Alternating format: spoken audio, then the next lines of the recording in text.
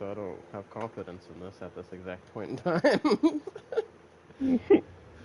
Before we go and waste our time doing an intro, let's make sure it's actually live first. Alright, we are live. Let's go. Hello, everyone, and welcome to week 5 of trying to do a Nerd Talk live podcast. I am your host, Damionpyro, and my co-host... Yo, it's Cat, ChillenCat. Yeah, that's totally not more awkward than last week.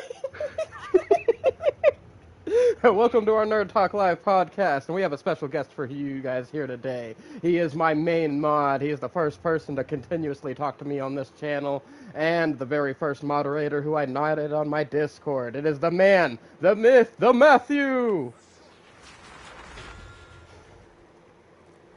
Oh, bro, fucked it up. Welcome, Matthew. I didn't mean to jump. My bad. So guys, we even practiced this beforehand. Hold on, bro. You're supposed to do that. And the portal's gone. You're good. You got unlimited ability cooldown. You can make another one. No, I don't want to do this anymore. While I finish up the podcast. Set up here.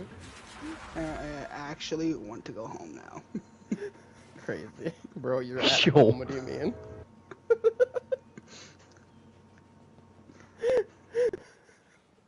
Anyway, bro was supposed to fall off a cliff and then float back up. It's gonna be hilarious. Bro actually landed the jump this time, and it all started because the first time when we were practicing, he missed the jump. I was like, you know what, that's actually perfect. Missing the jump might be the way to go. And then, of course, he fucking lands it when it comes time for us to go. Anyway, so we got a few different things to talk about here. We're going to talk about our hopes for Borderlands 4. I don't normally talk about spoilers for things, but I have a little tiny bit, one spoiler that I want to talk about for One Piece. Just a little spoiler. So we're going to talk about that later. It's going to be very short. Like, it's literally just going to be a sentence, and then it's over. So, don't worry about having to skip over that one, unless you really don't want to know who Blackbeard's father is, because that's what the spoiler is. Anyway, everybody, let's see. Up first, we're gonna talk a little Marvel Rivals Season 3. So, this is why we're gonna have Matthew in here. He's been the one looking up all the stuff from Marvel Rivals Season 3. So, Matthew, start us off here. For us flying as Spider-Man. I was going to try something. So, I mean, essentially, yeah, we're going to be getting, obviously this, Phoenix and some Phoenix Force skins, but we're also going to be getting symbiote-related, it's going to be a symbiote-related season, and we're going to be getting, not a new look at Null, but we're going to be getting Null as the big bad of this season. And we're supposed to be trying to stop him from taking over the multiverse. I mean, it's kind of a new look at Null. Bro looking crazy in Marvel Rivals. Yeah, Trailer. He did. We're also supposed to be getting a couple new team-ups, which are cool. I know Wolverine and Phoenix are getting a team-up, and which we're excited for. we are. We're really fucking excited for it. Damien and I already have planned that fucking, whenever the season drops, we're going to switch off every game. One game is Phoenix, and the other person gets Wolverine. Cook. Right? Even if we don't cook, we're going to learn how to cook. We're learning these characters whenever season I am really excited for the Wolverine team-up, because the lifesteal looks crazy. Oh, bro, it does, and the fire aura. I was like, you mean bro doesn't even have to attack to do damage? You just walk by, literally aura farm and kill people? Hell yeah. As a Spider-Man main, I am super excited for the black suit and Spider-Man's team up with the Human Torch. That's going to be a fun one. You guys are going to see me learn how to play Human Torch. I've literally never played him. I ran around with him in practice mode one time on stream, and that was the extent of me ever being the Human Torch. I know we're obviously supposed to be getting the Battle Pass. apparently this one is supposed to have, from what I've seen and heard, it's supposed to have the most skins out of every battle pass. So we're supposed to be getting a lot of Phoenix Force and a lot of symbiote skins for multiple different characters. Yeah, I seen the symbiote skin for Jeff, Squirrel Girl, and Spider-Man. I do Yeah. like the fresh Yeah. take on the symbiote suit for Spider-Man, but I am really Yeah. excited to be Orca Whale Jeff, because that's what the fuck he looks like as a symbiote. I know we're supposed to be getting a symbiote Rocket, Groot, What? Spider-Man, Jeff, Storm, Squirrel Girl. Obviously, we Storm. already have Captain Clintar for Clintar, Captain America and the Venom one. Obviously, those are already, symbiote related. And then for Phoenix Force, obviously we're getting Phoenix, Wolverine, Yeah. Black Panther, Whoa. Neymar, Emma, Namor. and there's a couple other skins that I X-Force can't Emma, remember. Yeah. Hmm. And it actually looks really cool. I don't know if you've seen any looks for it. But No, it no. it The does only look ones pretty I've cool. seen so far is I've seen the Wolverine one. I've seen the one that for Jean Grey, aka the Phoenix. Yeah. I've seen the Squirrel Girl and the Jeff and Spider-Man suits for the next season. That's it. I haven't seen all the other ones, so they're gonna be a surprise. Yes. Not that they're here, that what they look Right. like. And they come out in 2 days, so. Oh damn, you know, 2 days? That's when Yep. the freaking next Oh. season's starting? New Ooh. season starts the 11th, so. Ouch. Oh yeah, it does. Yeah. Totally forgot what day it was. Be big But, sun up in here. I do know that the Storm skin isn't going to be in the Battle Pass. It's apparently supposed to be a free event skin that we're Ooh. getting throughout Yeah. the season. I like free and events. Yes, sir. We all do. I'd hope sir. Free should be at everybody's price range. Heck yeah. Also, welcome everyone. If anybody coming in here, feel free to talk in the live chat. We will respond to you guys. We're all about talking to the audience up in here. Anyway, sorry. Continue, Matthew.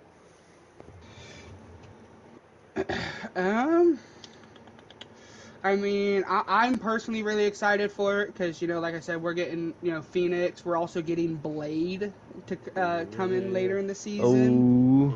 Oh, I can't wait to play as Blade. Speaking of which, I saw a clip earlier. I saw what his ult looks like with that little freaking red aura and the fucking bats and shit. I was like, that looks fucking sick.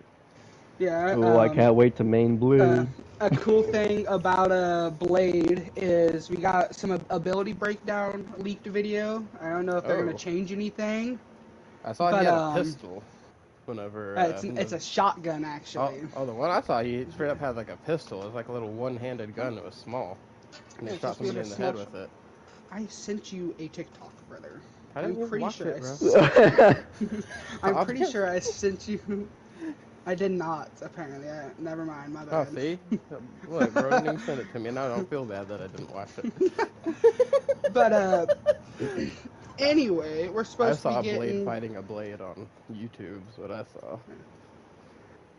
We're supposed to be getting a lot of new balance changes. Some of the most noticeable ones are Emma Frost, her damage and survivability are getting adjustments in her diamond form with a reduction to her damage output. Okay. Yeah. Thing gets a new ability it's called Battle Blitz, allowing him to leap towards enemies and knock down the flying enemies. And I have seen that it can cancel some ults. Phoenix's is one I know, and I'm pretty sure it can cancel Scarlet's as well. Ooh. So that's cool. Yeah, no, I'm definitely excited about the freaking new ability for the thing, because I've always been saying it's kind of dumb that you can only use that leap ability to give him damage reduction at his allies, whenever Reed, who was released around the same time as him, can literally do his little thing where he pulls and bumps and gives himself a shield. He can use that to damage enemies and give himself a shield, or he can give him and an ally a shield. So it's kind of dumb that, the thing can't do the same thing. I do think it's weird that they made it a separate ability, but I kind of like it, and I hope they both have separate cooldowns. Because it'd be nice to be able to leap at an enemy, beat them up, and then leap back to your friend. Mm-hmm. Venom is also getting increased Sung slow Jinwoo. effect from his abilities, enhancing his control over the enemies that he affects. Also, hello, No Mercy. What is up, my good sir? How are you today? Welcome to the podcast. Hello. If you are looking at the chat, by the way, Matthew and Kat, that'd be the Sung Jinwoo. Hello, No Mercy. No Mercy is a man of many faces around here. Yeah. Human Torch is also apparently getting a damage reduction, Huh. but with his team up with Spider-Man, it cancels out the damage reduction because he gets a damage boost. Oh, when he's teamed up with Spider-Man, he gets a damage boost. Yeah. Obviously, the new team-ups are Phoenix and Wolverine and Spider-Man and Human Torch. They are taking out some of the team-ups, but they haven't released which ones yet. Okay. I know some of the team-ups that are going just by who they got switched to. Like, for example, Spider-Man and Squirrel Girl will no longer have a team-up because that's getting replaced by the nanotech gauntlet. Yep, with the Iron Man, her nanotech gauntlet, she can shoot out a acorn that tracks down enemies, which is going to be very annoying. Homing acorn, yes, it will. Let's go. That's how I'm going to finish off all my enemies. They get low, try to run away, homing acorn.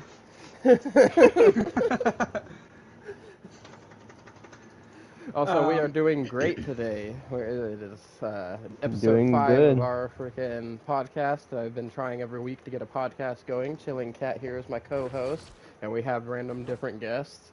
Speaking of which, literally anybody who comes and watches the channel regularly can become a guest on here, right? You just have the requirements have to be that you have came in and talked in chat at least 3 or 4 times, while I'm doing my other streams, and you have to be over 18. So, like, I have to be, basically, I just have to be aware of you, and you have to be over 18, and you can be a guest on here. We do not care. But we are going to do some interviewing of the Matthew here in a little while. But first, we are going to finish up anything we had to talk about for Marvel Rivals, which I don't know if he was finished or not. I know I still had a couple things. I'm about to say, there's a couple more things that I had. They're changing they're adjusting the gameplay. It'll feature faster and more seasons. The seasons only last 2 months now. Oh, damn. So they can, they are trying to ensure us continuous updates and content to the game. And then we're getting another Clintar map, and it's supposed to be like a Dominion instead of the one that we have where we're pushing the objective. Yep. Okay. All right. That's nice. Also, Matthew, I don't know if maybe you moved your mic or something, but there's been a little bit of a crackle while you're talking here the last few sentences. Well, did I fix it? I don't know. Need you to talk more. Well, I mean... So, new point... Okay, yeah, still there a little bit. What the hell? Okay, I'm sorry. No, you're good. I was just pointing it out, making you aware that you got a little bit of a staticky crackle. But anyway, continue. Sounds like we're listening to old tapes on a record now. Or a record player. The old logs. But, I mean, that's all I really had for the Marvel Rivals Seasons 3 update. Damien, you said you had a couple things? Yeah, actually, there was a couple things that I saw. Like, I noticed, for example, I don't know what the exact changes they were going to make are, but during the whole little stream where they were revealing the changes that they were going to do, they did show on Mantis that they were dropping her damage and raising her healing. I don't know the exact amounts there, but that would be pretty cool. It's something I've always been saying, that she does need a healing buff. She does kind of lack in that area when it comes to healing because, her only heal she has is a overtime heal. And yeah, it is a continuous healing, but she only has like a limited amount of those. And say you're trying to heal one person on your team and then like another one jumps in front of it, that you know, it doesn't track on to just that one person that you were just aiming at. Like, somebody can jump in and interrupt that very quickly. Right. And that kind of gets annoying. So I was always saying they either need to make her have more bulbs or have them recharge faster, and they need to up the overall healing amount, because she has no way to heal more if somebody's like taking way more damage than whatever, you know, she's trying to heal. She can't keep up with most other characters' damage. Right. Like, if you jump out of there real quick after taking damage, well, you got a Mantis with you, you're good. She can heal you while you're not taking damage, but she can't actively heal you while you're taking damage like most healers can. And I don't even call them healers, I call them strategists mainly. But, you know, as part of being a strategist, you do have the ability to heal. Every single strategist, some way, shape, or form, has a way to heal their allies. And out of them, hers, Ultron's, and Adam's have to be the weakest. Now, Adam's, if you situate them right, you can get big burst heals, and you can do really good healing with Adam. But I think his drawbacks are that his heals are tied to a very long cooldown, which they did make up for that in this season by adding to where, you know, every time he gets a crit, it lowers the little tether cooldown, right? Not a soul bond, Right. but it's more spammable heal of the two. Yeah. Right. But even then, like, it's still kind of slow unless you're just getting those persistent headshots with him. Right? And really, Ultron and Mantis are the ones held back the most due to, like I said, their limited healing. It's like it's a set flat amount. And without the Iron Man team up, Ultron has fucking no healing whatsoever. Yeah, not good enough. Now, obviously, I am not a healer by heart. I prefer DPS or tank. But yeah, when I've played healer, now I played Ultron, but I do not heal as Ultron. I am Right. strictly a Sniper DPS Ultron. Yeah, but yeah, no, I completely understand. Just yesterday, you know, when I was playing comp, trying to get to gold this season, so I could at least get the free skins. Yeah, no, I tended to stay away from Mantis, Ultron, and Adam.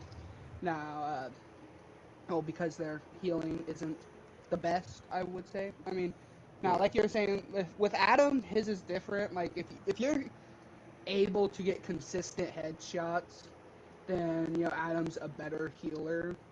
Right. But if you can't get the headshots, that's where the problem comes in. Yeah, it slows down with him a lot. It really Yeah. comes down to aim. Like, I bet you PC Adam cleans up. Oh yeah, I've seen some crazy PC Adam chat over on PlayStation. Yes. So we are not the best. Do not be like, oh my god, these guys were shitting on everybody. I was like, bro, listen, this is only my second season that I've played in Marvel Rivals, and my first full season playing in Marvel Rivals. This is everybody's second season. Oh, I mean, season 2. If you guys think about it, you guys had a season 0, Yeah. right, which I was not a part of. Then there's season 1, that's 2 seasons right there. Right, and both of those broke down to their 0.5s. I started in what was considered season 1.5. And at the end of the season, too. So, I barely got to experience that. So this has been my first full season of Rivals, and I'm only in Diamond, so we're nothing too crazy around here. But we still play it enough to know what we're talking about, at least, I'd think. I'm pretty sure with Mantis, now I could be wrong, I haven't played Mantis, but I'm pretty sure that if you do get headshots with her, you also get your leaps back. Oh, no, you get any hits with her. Yeah, which is the main reason I'm all about playing Mantis, because I can be DPS Mantis and still get maximum healing output out of her. But, freaking, it just sucks that, because there are situations where, like, there'll be a lot of heavy fire from the enemy, and, like, you'll have to take cover, and you'll be out of bulbs, and you can't poke out to hit people, otherwise you'll get melted with your little tiny bit of health. Right. So it's very situational, but, Mantis is good counter for, I would actually say, flying characters. If you know how to even relatively aim, like that match we had yesterday when you were on Invisible Woman, I was Mantis, I had that freaking Iron Man running away. I mean, she's a real good counter to a lot of people because a lot of people don't use her this way, but you could sleep a lot of ults. Yeah, that's Like something I do.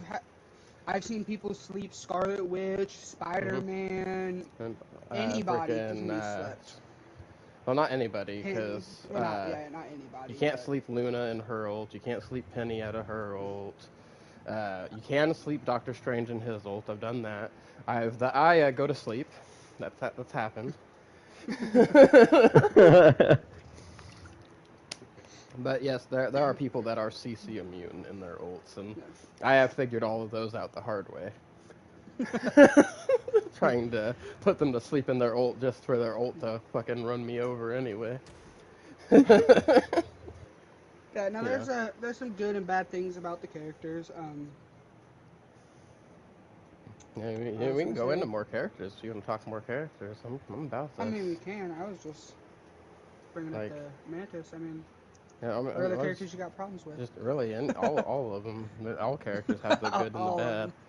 Like if you want to break down into it, especially Black Widow, like it's the worst character in the game right here. Bro is fucking taking shots at Cat's main character. Just to try to drop some buzz, huh? I know, he doesn't play, crazy. The person I proposed to him on anymore. How dare he? Right. Bro. Also, by the way, guys, running joke around here. You guys may not know, but when I first started streaming Marvel Rivals, well, I was still becoming the Lord Jeff, right?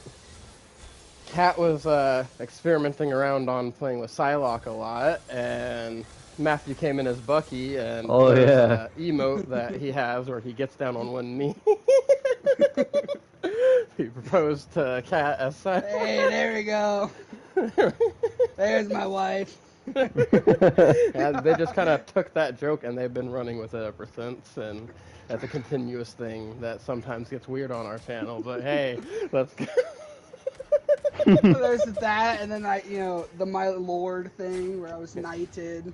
Yeah, bro doesn't do it anymore. Literally since he started using his voice, guys, he stopped.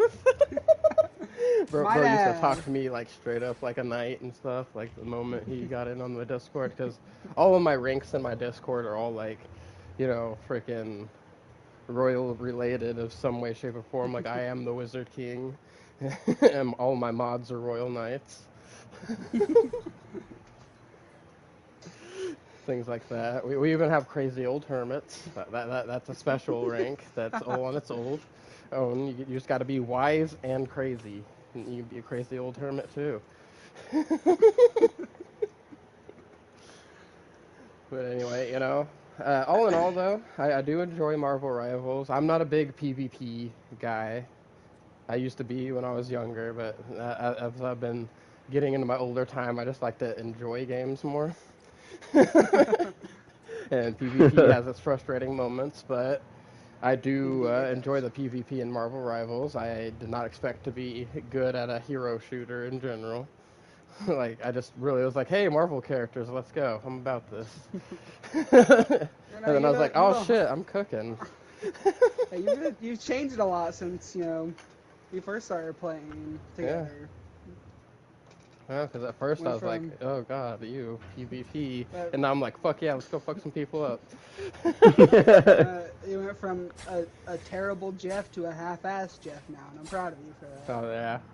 Yeah, just lorded Jeff real quick like, but what else? Bro said, look, bro, I don't know if you want to be Jeff. There's never been a good Jeff in this game ever. And I was like, well, time to become the best Jeff you ever saw. And then I was like, well, I got him Lord. And then I was like, why don't I just try to get other people Lord? And now I have like, most of the strats Lord, and I got a lot of captains. Like, 3 now? 4, because I added Ultron. Damn. Because I don't have Ultron. Yeah, I don't have Ultron, I don't have Luna, and Loki and Mantis. And Luna, only reason she's not Lord is I just don't like her playstyle. Like, I know most people love her kit, and I will say she is a great healer. Statistically, if you read it, she has a great kit. I just don't like it. There's just some things about it I don't like. You better not let Cody catch you saying that. Bro can come up in here. He can love Luna all he wants, and his one lord. I know that's his one lord, bro. And he can have that one. Huh? That's just. I don't know. Her play style doesn't sit well with me as a strategist. She's like a DPS that can heal. Probably why I don't like freaking what is it, Adam either, because he's just a DPS that can heal. At least with Mantis, her strategy goes a little farther on beyond whatever you guys are doing over there. You're at distracted.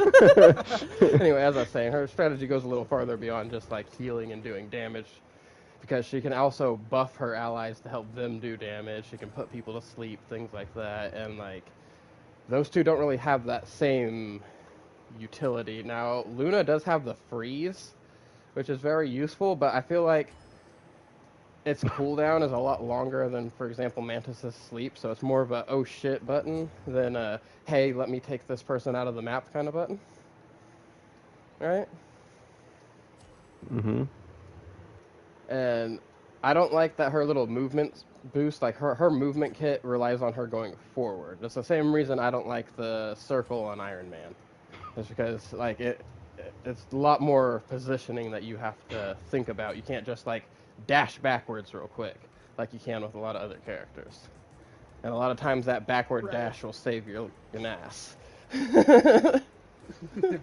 Meanwhile, bro continues to twerk him. Anything you guys want to add before we go on to the next subject here? Besides that I'm excited for Season 3, there's nothing really I have to Same, say. yeah. Yeah. And as you guys may have noticed, I didn't have anything to say about any Vanguards, and it's because they're all perfect. Alright, you leave my Vanguards. No, for real though, quit nerfing Cap, guys. Bro, I know he's hard to kill, but he doesn't deserve getting nerfed seriously. Literally every single patch. Every fucking update, this man gets a nerf, and it's ridiculous. Every update. Not even like, bro, funny anymore. Y'all really don't want Cap to be Cap. Like, he's supposed to lead teams, not fucking get slaughtered in fucking like 3 shots like people want him to. Well, no, right? Like, what's even the point of being Cap now? Come on, guys, I'm reading the For real. passage. Give me a second. Reading the patch. Give me a second. Oh, yep, I'm nerfed into the ground again. Alright. Yeah, no, literally every season. Cap's out. Nice walk. Perfectly well timed. Okay. So, as for podcast notes, I have some random little updates in the gaming world. I guess Microsoft, you know, they've been recently buying up a lot of companies, and turns out that's not going so well. And instead of having these companies they've been buying up make out a bunch of games and crank them out, we've instead been trimming the fat and cutting down a lot of the employees for each of these companies. And at first when I heard this, I was like, holy crap, that can't be true. But then I came across a Moist Critical video, aka Penguin Zero, the Charlie guy. I can't ever remember what his last name is. Very, very, very popular YouTuber. He went and looked it up. Half of the Forza Horizon team got laid off. Half. And that is a successful game company. Like, that Forza Motorsports is a very popular game amongst racing game fans. And they cut half of their employees. Like, that is absolutely insane. So it's like, well, don't make us any money, you're fired. Make us some money, you're fired. Who can work in that kind of industry? That's absolutely For real. freaking, you know. And he was my source on the video, but he said he had 3 other sources, which definitely go check out his video on the matter. He will get into more details about how disgusting it is that they're doing that to people. But, you know, I guess do what you gotta do. These freaking multi-billion-dollar companies over here murdering, you know, the gaming industry, but whatevs. For real. And speaking of game companies, not this one that's recently coming out, but the last Destiny DLC, they laid off over 75% of their employees. What, Bungie did? Yeah. Oh, that's I believe crazy. it was over 75%. It was either Oh, yeah, 75% I heard that. of I heard their about that. overall employees or their dev team. But they laid off a bunch of people. No, that's absolutely. I'll give me just one mutant. I'm gonna mute and get me a drink of water real quick, so it's not all like loud on the mic. Yeah, I heard of that. It's fucking crazy. Yeah, it is. That is absolutely suck. wild. Glad I didn't work there when it happened. Not No, that I for work sure. there now, but For real. No, I would. People I are would gonna be like, Matt works for genuinely Bungie? upset. I'm gonna be out here getting blamed for all of the stuff going wrong. It's like you're the one who's doing it. Alright, so I have some quick little manga news here. We're gonna go ahead and get our One Piece spoiler out of the way, everybody. If you don't want any absolutely zero One Piece spoilers whatsoever, tune out for like 30 seconds.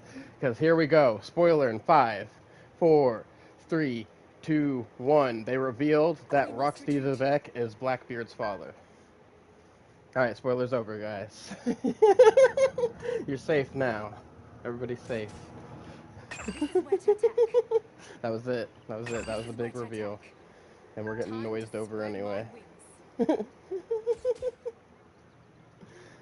Anyway, Cat. Yes. It's time for some Power World talk. You've been playing that up here recently, Oh, yeah. bro. So, like, what drew you in to Power World? Because I can already tell you what drew me into Power World. I was not the, I like playing survival games mostly with friends. I'm not a big, oh, hey, let me go get the new arc or anything like that. Like, I'm not big on survival games. But they drew me in the moment they were like, hey, you like Pokemon? Well, we also have cute little honestly, things that you can capture that and a shove little bit inside of that, balls. yeah. And then, even worse, you can put them into slave labor. What? That's absolutely wild. It's like, or you it's like can Pokemon. set it up and care for them and, Stockholm Syndrome into thinking that doing all of this is helpful for all of you guys. Either way, you're still making slave labor. Let's be real. Power World's pretty f***ed up, but it's also fun. Yeah. Yeah, that's what that got me into. Yeah. So the capturing creatures aspect. Pokemon, the slavery you can do. The slavery. That got me into it. Until I heard that you can do slavery with them, bro, I was already into it. Until I saw there's guns, I was like, yes. Oh man, and they got guns. That's actually probably And they one of got my favorite guns, things I'm in. is that in the game it does have that survival game aspect where you can make your character himself actually powerful. You could go through the whole game Yeah. with no pals in your party and still be a badass in that game as long as you can dodge. Yeah. I was like, this game is awesome. Like, that's my favorite way to fight bosses. Be like, hold on, pals. I can shoot Pokemon with guns. Heck yeah. Let me show you guys. Yeah, Pokemon with guns. That is what. Pokemon with guns. And then I actually, I do have my qualms with their building mechanics in the game, but I do enjoy the types of structures and stuff and like how you can build in that game. If that makes sense. I was trying to build a house and I couldn't. Yeah. Because of the damn roofs.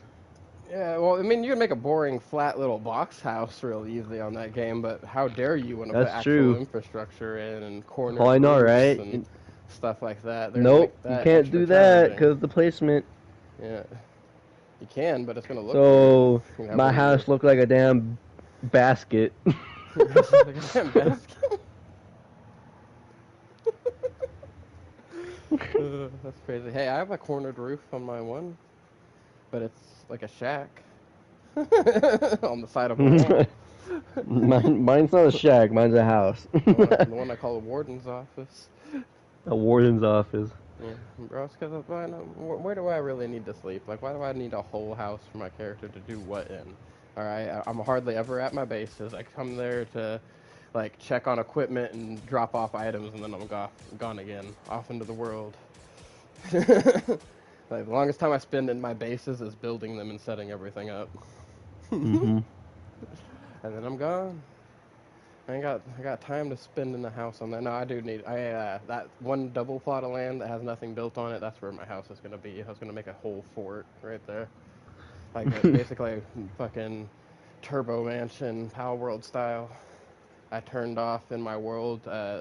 So normally in Power World, if you build outside of like a base's build area, those items can be built, but they'll slowly lose health over time and get destroyed. I Yeah. turned that off so I can make my Mega Mansion, which is literally combining the length of two PAL based zones. So Yep. there's just like a small little space, like the minimum space you could put in between two bases is what's in between them. And that's the space that they forced you to put into them because I couldn't put them any Yeah. closer. They told me it's too close to build another power base. But it's on a huge flat space of land, so I get to make my Turbo Mansion there. Mm-hmm. Ooh, Turbo Mansion. Is there anything, about any of the new, well, I guess they're all the base game for Power World for you because this is where you started, huh? But, No, I started no? when it came out. Oh, did you? Mm-hmm. Okay, so then what did you think? Did you just not experience the new updates until here recently then? Is that what it was? Technically. I gotcha. So what did you think But about, I did play when it first came out. yeah. Now, I know you're a big It was honestly Terraria fun. fan. Oh, heck So yeah. what did you think about them having that crossover with Terraria? Oh, Like, I was enjoyed happy, that bro. Terraria Especially dungeon. with Power World, that's like the best thing I've ever heard in my life. Yeah? I'm like, Power World X Terraria? Oh, hell yeah. I'm like, Yo, I'm in. I've never played Terraria, but I did enjoy the Terraria dungeon. I like all those slimes and enchanted swords and stuff. I thought that little Eye of Cthulhu boss. I like that they made it Cthulhu Cthulhu. instead of Cthulhu. Well, it's because Yeah. it's not spelled like Cthulhu. Yeah. True. Yeah. So I thought that was, I call him Cthulhu, even though there is the T, like it's still spelt in the same way as Cthulhu, but they put a C in it. Mm-hmm. But what did you think? Like, how well did they do with their Terraria dungeon? Like, how much does that make you feel like you're like getting a little taste of Terraria over there? It was good, but they could have added more. Okay. You think they should have made more than one Terraria dungeon? Yeah. With more biomes and stuff. Okay. Okay. Yeah. So yeah, I did notice a couple parts of the dungeon did kind of feel like they were just like parts of other Power World dungeons, but then they just kind of like threw Terraria stuff in between, Mm-hmm. like that part where it's all water and freaking like the little houses and stuff.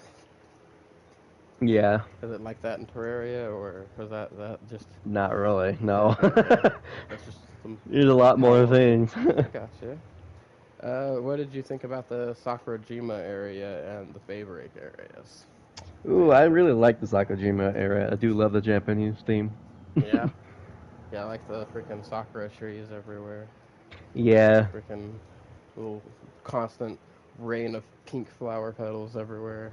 Just giving you that freaking Sakura petals. aura theme. Yeah. And like all the house themes over there. I do like that's where they started introducing the whole oil thing. Is with that update. Oh, yeah. I noticed there's a lot more oil rigs now. There used to only be one. Yeah. And I saw 3 while I had you in there. So it's like, damn, okay. I don't know if that's all of them or not, but that's pretty cool that we got more now. Yeah. I still haven't explored the whole Fabric Island, but I do like how it's not like you can just fly over there like anywhere else on the game. Like, you actually have to like come in, land somewhere, freaking take out these missile turrets and stuff before you can actually Yeah, fly. anti-PAL turrets. Yeah.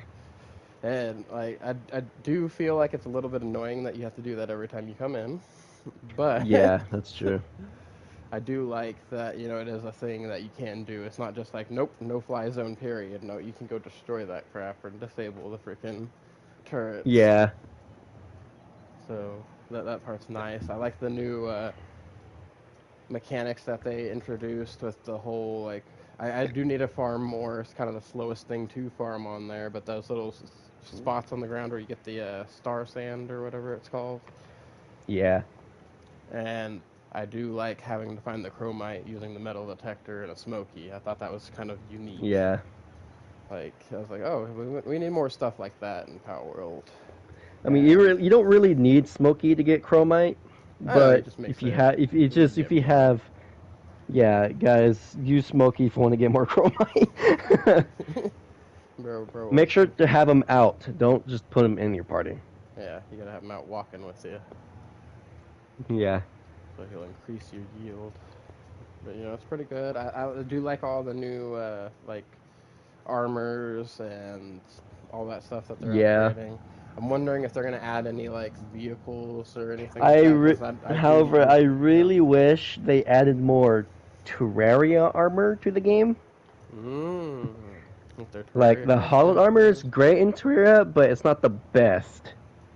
I got you. So you wanted better armors. I want like maybe at least like the end game armor as well.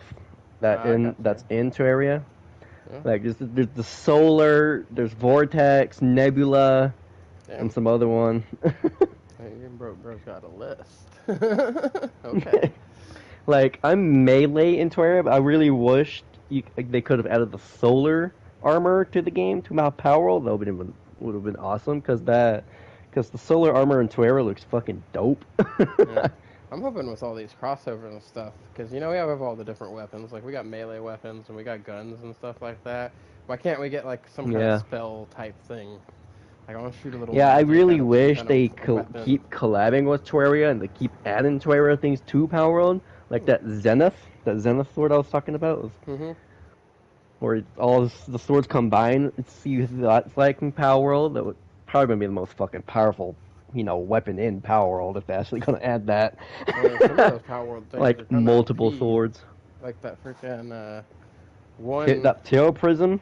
Yeah, the Terra Prism. Like first off, like the one I have is like the literal lowest level. I don't know if they have it drop all the way up to legendary. You can drop to the legendary. Oh, okay. See, so I only have the literal lowest the fucking common Yeah, which is the gray one. Yeah, and that thing cleans up. So that shit is OP, bro. It's even OP in the freaking Terraria as well, so. Yeah, it's like how the sword works, guys. It's this little multicolor sword. It's like constantly changing colors. Looks like it's made out of energy.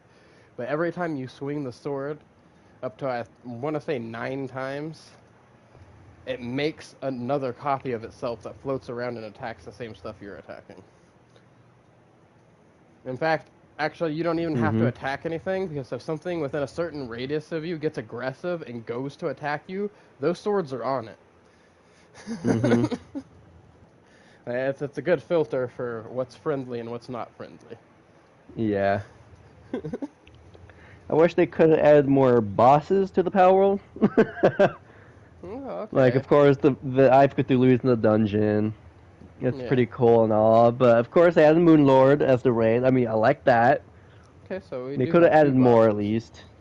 I gotcha. You think maybe because it does seem like they do have plans to collab with Terraria more? I do want them to add, maybe as a raid, another raid enemy as the Empress of Light. I want them to add her. Dude, she is hard to fight in Terraria, by the way. Yeah, I think it'd be cool if they added like the gun. I mean, they have like the gun turrets and stuff you can set up that you can put your pals on for your base and stuff. But I think it'd be cool if like, without needing a pal, just like have it run off electricity. Freaking have little like missile turrets that you can set up in your base for like when you get raided and stuff like that. I think that would be nice. Yeah. Kind of like the turrets. Maybe like a smaller version of the turrets that are. I really wish they added Terraria bows to Power World. That would have been cool. I mean, they already have bows in the game in Power World, but it would have been cool if they carried Terraria bows into the game. Like, some of them are pretty cool. Yeah, I mean, we got a few swords from Terraria, because we got 3 swords from Terraria. Why not give us a couple other weapons from Terraria? There's a lot of things I want them to add, like mounts. Yeah. Well, I mean, I don't know if they'll add the mounts just due to the fact that we have, That's true. We got pals. pals. Maybe some Terraria inspired pals would be cool. That's true. Yeah. So also, but it is No, still a young I'm talking game. about like the damn. You can ride a UFO in Terraria. I want them to add that to fucking Power World. Damn UFO, you can just drive in it. Yeah, I don't think they'll add like vehicles and stuff for mounts. Yeah, So it's that's true. something I But that will would say be. that'd I be mean, that neat. will be But cool. I at least hope they would do like something like an Ark that there's a mech suit. It'd be kind of cool for us to have like a mech suit for our character. Like we still throw a PAL out, but then like have this mech suit. Mhm. Ooh, but here's a good idea. Instead of a dungeon, the next collab with Terraria, it should be a whole island. Oh, you want like a whole Its Terraria own island? individual island. Yeah, Yeah, that'd be cool. that would be cool. Yeah, I am excited to see what goes forward as the future of Power because, like I said, when I first started playing the game, the level cap was only 50. Now it's up to 65, and it seems like every Yeah. big update where they do increase the level cap, that we do get a lot of new content for it. And keep you in mind, Yeah. people, it's not a finished game. It only costs It's $30 to still get the it's in early access. access still. Yeah, like they're still But it's still releasing more and fun. more. The developers constantly work on the game. Like honestly, more Yeah. games need to take this approach because I like how they're going about W it. devs. Yeah, no, for sure. Because like you kind of getting rewarded by joining the game earlier on before all the price increases and stuff as they Yeah. get more and more content out. Yeah. So it's like the earlier you join the game, the more you're getting rewarded for like being there when it comes down to the finished product. And I can't wait to see what it's like at the end. I am curious. I'm thinking that maybe like level 100-ish might be the cap because it does seem like every big update they Yeah. add another 5 levels. Yeah. And we are expanding. We're getting more and more pals. I would like to see what a finished pal deck looks like finally. That's probably my favorite thing because I'm a big creature collector fan. Mhm. Obviously, like my big thing is every new update I go around and I catch every single pal in the game. Like I haven't been playing it heavy obviously because I've been streaming, but just in those few days that I did play, I've already gotten almost every pal again. I'm only missing 5. Yep. Literally only missing 5. Which is crazy. And 2 of them I can't freaking even go to battle yet because I have to start doing all the alpha pals because I figure out how to get all those bounty tokens. So I just need to do every alpha pal in Favorite, I guess, whenever I get the time. I really Yep. wish I had it on PS5 so I could stream it for everyone. I'll get it eventually. Yeah. And be starting back from scratch over there. Big sad. That's true. Might have you I might give you some of my pals to put in your global pal box, yeah, to Mhm. make copies of them for me. To Whenever I give them start the to game over. yep. Just be like, hey, Yeah, bro, yeah. help a bro get his pals back. You For know? real. I got you. Can't get any of my freaking humans that I've captured and enhanced, like my freaking Yeah. my Joning, my Moonflower Joning. My Zoe. I mean, we can recapture them at least, but That's true. man, But that's gonna take a while. Big sad on my Moonflower Joning. My OP Zoe. No. Yeah. Bro is the master swordsman while I got a Hulk standing behind me. Bro ain't even gonna throw me crazy. Chunk me off the map, let's go. You gotta throw me like way in the air, bro. Like way in the air. Like as high as you can.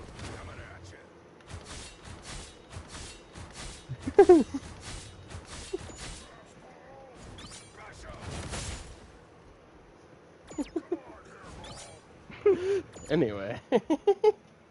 Let's continue on here. Did you have anything else you wanted to add about Power World before we move on to the next subject? No. Alright. I got all I wanted to say. Now, I'm going to take this portion out to talk about the Festival of Universes in Dragon Ball Xenoverse 2. So, I do like the concept of the Festival of Universes, that everybody comes in and they pick a universe and stuff like that, and we're kind of competing to get points and all of that as we go through.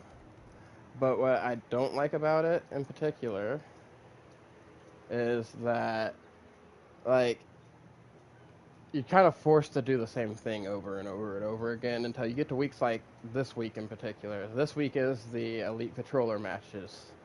You can literally do everything and get points. I feel like that should kind of be how it is the entire time. Maybe change your bonuses and stuff like that.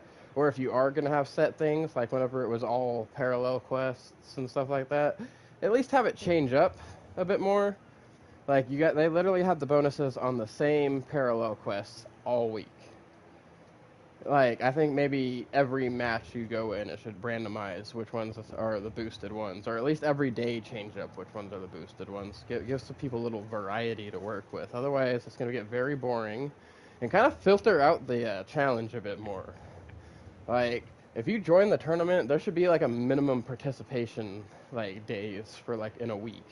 Like, you need to at least come in and get so many points in a week to stay on the team you're in, because there's a lot of people joining a lot of teams and then just not doing anything and dragging the team down.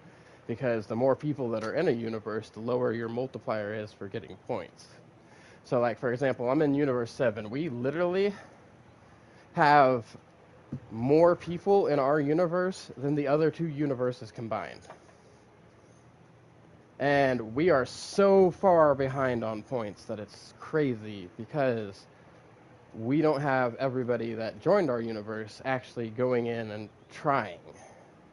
Which, that kind of brings down the whole aura of it in general. And really, like, if you want people to feel like coming in and grinding is worth it, for the universe, to get people playing, because you can tell the whole point of the festival universe is to get people in, to have them play more. Like, you're gonna do a 6-week festival and stuff, and the whole goal is to grind out glory points. So obviously you're gonna have to pay to do, or not pay, but play to do that. So if that's a big draw, and is you want to make it exciting for people to play it, like, change it up, make it a little fresh, make it feel more rewarding. Because right now, I'm only grinding because it's my first festival, and I just want to see how high up there I can get for my first one. But because of my experience with this festival, I literally don't want to have to do another one ever again.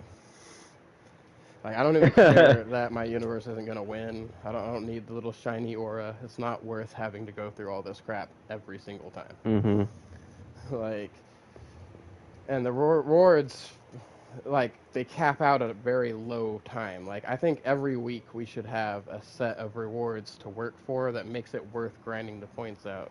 Because you only get one reward for making it to 3,500 points. That's it. They did have a long list of rewards up to 25,000 points, but that's a one-time grab on those points. And you get awarded it at the end of the week, how many ever points you made. Like, so, for example, I had over the 25,000 points in the first week, so I got all those rewards already. They're done. They're gone.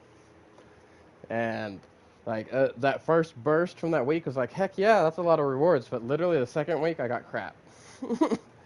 And I had max points for the week and everything. I was like, well, we got Dragon Balls, and we got 250 star coins. Woo, 250 star coins ain't shit.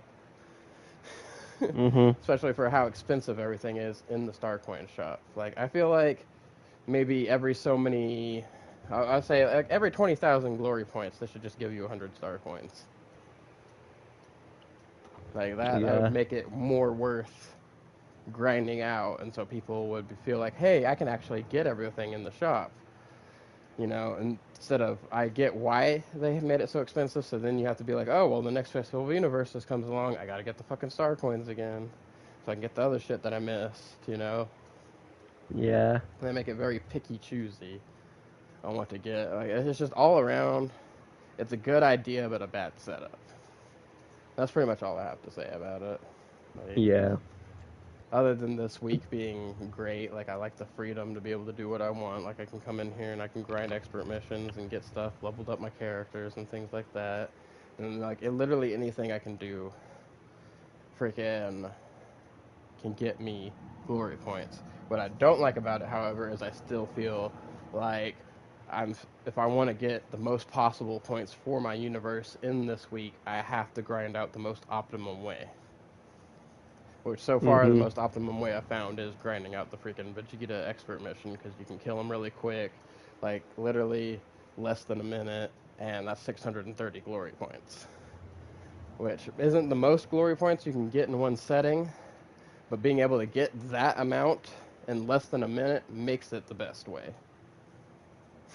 Because you can just keep doing it over and over, and then I'm literally not even going as hard as I could, and I'm already almost 400,000 points for the week, which is insane. Because of how they have that set up. I just, like I said, feel like they need to change it up. Maybe add special events that are unique to the festival. Things that you can't do literally at any other point in time during the game. Like things you can only do during the festival. And those should be the things that give you glory points.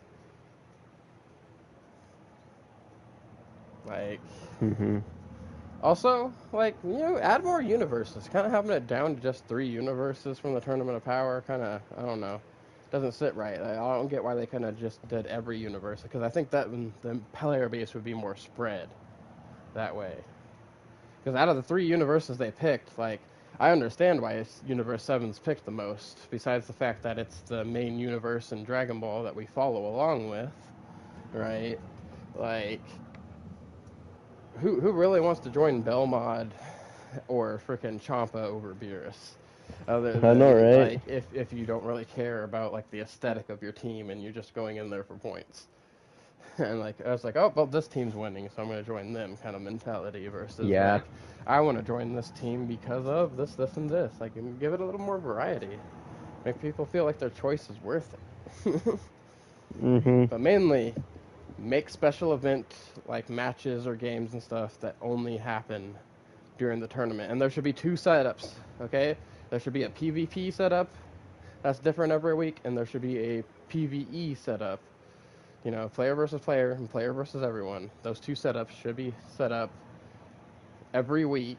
So, not everybody's forced to do one thing. Like, because there's people that do PvE that don't like PvP, and vice versa. There's people that do PvP and don't like doing PvE.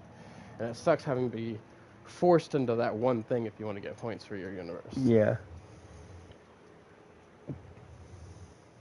Anyway, that's all I really have to say about that. You got anything to add, Kat? As somebody who's actually nope, basically, universes? You said exactly what I was thinking. Alright. So, onward to the next subject, and this one you can both talk a lot in. I'm going to have you guys start out. What are your guys' hopes for Borderlands 4? These can include mechanics that you hope are there, elements of the game that you hope are there, returning items from past games, returning characters, anything like that. But things that you hope are in Borderlands 4. Oh, that's a hard one. You Kat, the big fan who can name off the longest list of guns I've ever heard in Borderlands 3. You don't have many returning weapons or anything that you want for Borderlands 4? Bro can name almost every pistol in Borderlands 3 by heart, but...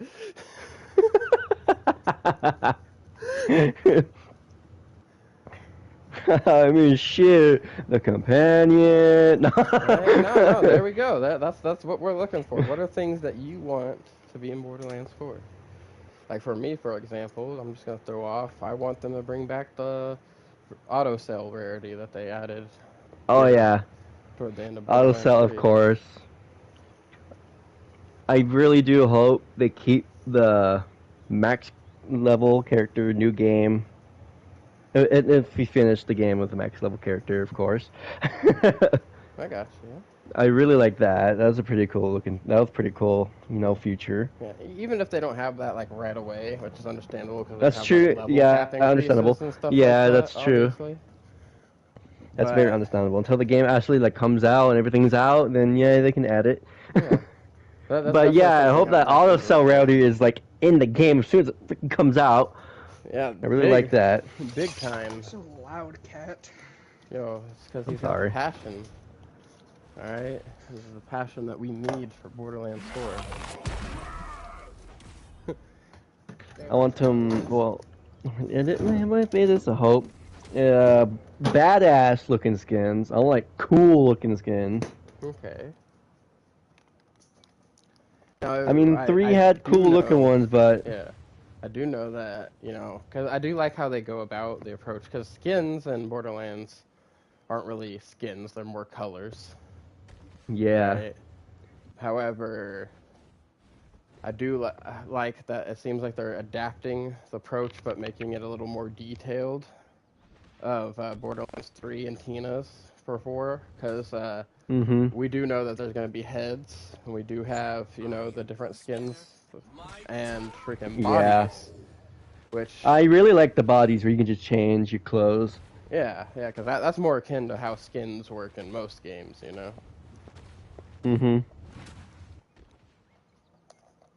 So, I do like that they're returning the bodies, like, at the beginning.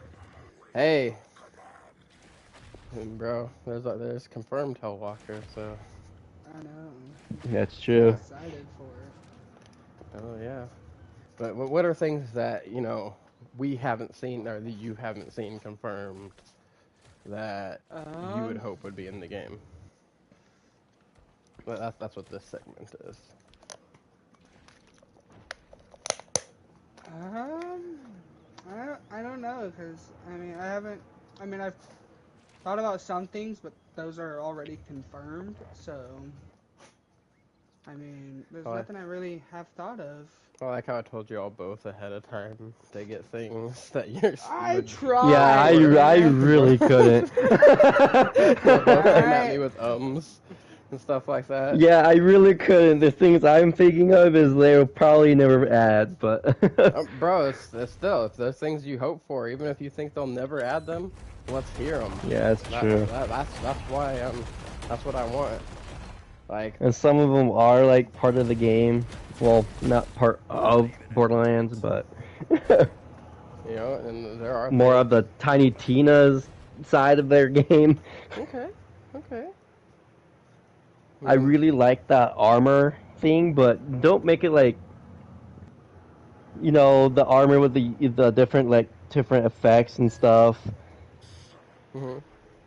It's more like a skin thing. Okay, I got you. Technically, you like how the armor where you can go around the world, pick up different looking, clothes, and you unlock it and go to your little new U station. And there you go, new clothes. I got basically. You want more in-depth style customization. Yeah, yeah, that's what I'm trying to say. Another cool thing is kind of like how, this just reminded me. Wonderlands has the Chaos Chamber. Yeah. Something like that, because with Borderlands 3, you can kind of just start a new character and skip straight to Mayhem 11. Yeah. I kind of like the Chaos Chamber and how you actually have to start it from level 0 and work all the way up there and farm and loot. Well, you are amongst the minority of people that likes that, Matthew. I personally liked it too, but a big portion of people didn't like that, and they didn't like Mayhem and stuff like that. So they have already said for Borderlands 4 that they do have its own in-game system in place, but there is nothing like the Mayhem or the Chaos Chambers or anything like that. I hope we get a new battle arena type thing, like the slaughters and stuff like that. Oh, yeah. Yeah. But I'd like them set up more akin to, like, Moxxi's Underdome in Borderlands 1, where, like, it's a big, like, challenge type thing, and, like, I know most people don't really like the aspect of Moxxi's Underdome, where you'd have the random, like, modifiers that would make it harder for you, and that you didn't get XP from killing enemies in there, but I like that, because it's kind of like a side challenge thing. I think it'd be cool if they had an arena that was a mix of Arms Race and Moxxi's Underdome, where you actually had to scramble around and, like, find unique weapons on the ground and shit, and, like, where your level shouldn't matter. But I still want them to allow you to keep your action skill. Like your skills and stuff, I guess. So maybe level should matter a little bit, I guess. Like, you should be able to use your skills and all of that. But I think the weapons and stuff you find on the ground should be a little more randomized, right? Just for the challenge of it in general. And then at the same time, they should still have, like, slaughters. Like, I still like being able to just go in and level up just killing waves of enemies. That's nice. It's a nice feature to have. But I do like the things that they've kind of shown here lately. Like, we have the vaults that they've been showing off, which those look super fun. Like, so it's basically like a dungeon, like an RPG dungeon. You fight through and you get to a boss at the end.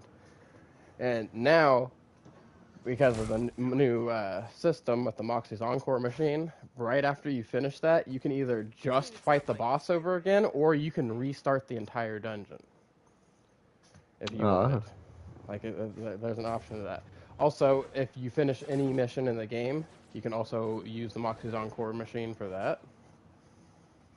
So you don't have to restart the entire game to play a mission again. You can just play that mission, which is going to make farming super nice, because I don't know if you guys are aware, but every Borderlands game has certain side quests that give you, they're not exactly legendaries, but unique weapons that have red text and special abilities, and a lot of times these blue and purple unique weapons freaking go hard. Some of them are better than actual legendaries.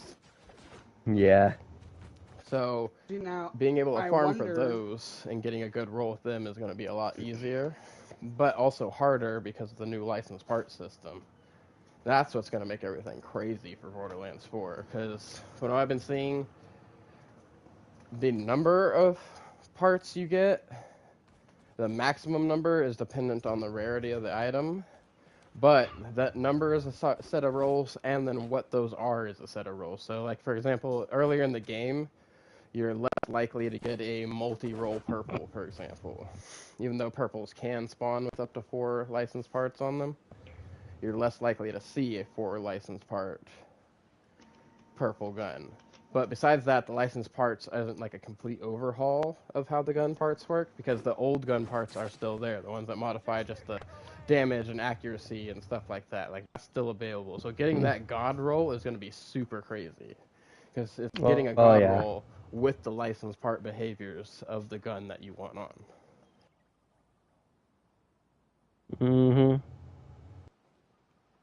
Do you guys think that if there's multiple rewards per mission, that if you do the Encore machine, you'd be able to get the secondary reward? Oh, yeah. Because you're replaying the mission.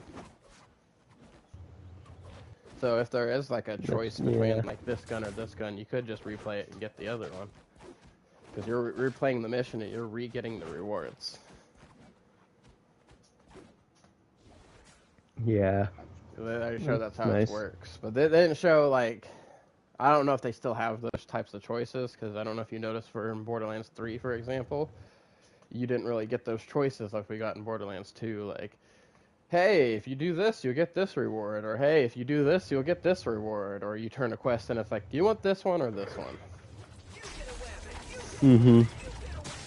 Right. That being said, a lot of those choice rewards in Borderlands 2 were also randomized. A lot of people don't realize that. Like, just because you turn the Bullymong Fur into Claptrap or Hammerlock doesn't mean you're going to get the same sniper or shotgun every time. Right. Because sometimes I've gotten really good shotguns from Claptrap or really good snipers from Hammerlock, and then I've had the opposite where I get it and it's like, bro, why did I do this quest? Just wasting my damn time. But I do have good hopes for, like, how those license part systems and everything are going to work. I like the whole idea of, with the new enhancement slot systems, that you can kind of, like, the main brand of the gun doesn't matter as much now as the parts you have on your gun. So I think that's going to have a bit more diversity on, like, the different gun brands that are being used. I do hope they keep the duplications and stuff. Yeah, that's you know, they never intend for that. Like, every game, they try to fix the previous methods of duplication. So, you know, I'm sure somebody will find some way to, you know, mess with the code and make it to where you can duplicate an object or some kind of hack. There's always somebody always finds one in every Borderlands game. There's literally a method. Yeah. In everyone, and they're all different in every game, too. Every single Borderlands game has a different duplication method. In fact, 3 has the most duplication methods, but That's because that game's a little bit of a buggy mess that I love so much. Oh yeah. Because one of my favorite things to do in games is find what kind of bugs I can find and different ways I can break the game. Well, that always happens after I beat the game, of course. You know, I'll play the story, I'll beat the game, and then it's like, all right, let's figure out what kind of broken crap we can find out in this game. Hell yeah. Like, Yep. until they fixed it in Borderlands 3, me and my friend Bruce used to abuse the hell out of the shield glitch that we figured out. Right, so basically how it would happen is any shield you found that had an on-depleted ability, okay, you could stack that ability. Oh. Just by going to, our favorite spot was to go to Desolation's Edge because there's a ledge right by the the respawn point where you fast travel to, right? And you could just keep running off that ledge over and over again. So if you would fall off a ledge, you would get the bonus because you're dying, so technically your shield's broken, but your shield also never broke.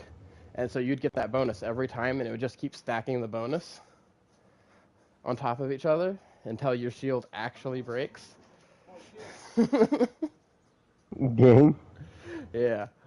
And so a lot of times you can stack up like the speed and stuff like that, and just fuck around with it. Like, I had a melee bonus on shield break one.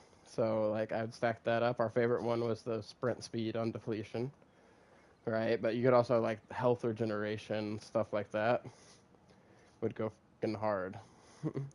Although, like I said, the health regeneration one was a little bit harder to get done because even if you had the health regeneration, unless you were fighting the very few enemies that could damage your health through your shields without breaking your shield, your shield's getting broken and you lose the health regeneration. So that one was kind of redundant, right? But you could still get like the damage reduction ones and stuff like that and make shit go crazy. But then they fixed it after a couple weeks because people started making videos about them. And that was always our downfall, is we'd find a cool glitch, and then we'd find somebody who would make a video about it, and we're like, well, you can kiss that glitch goodbye. Time for that to get patched. Yeah, I hate when people do that. Like, dude, just don't post it. Right. Like, just keep it in the community. But no, everybody wants to get popular. So, hey, here's this glitch. Better do it while you can so I can get you a shit ton of views on this video real quick. Yeah. You know, it's understandable, though. And, of course, I'll be streaming, so now I'll be that guy. Can you guys move? Yeah.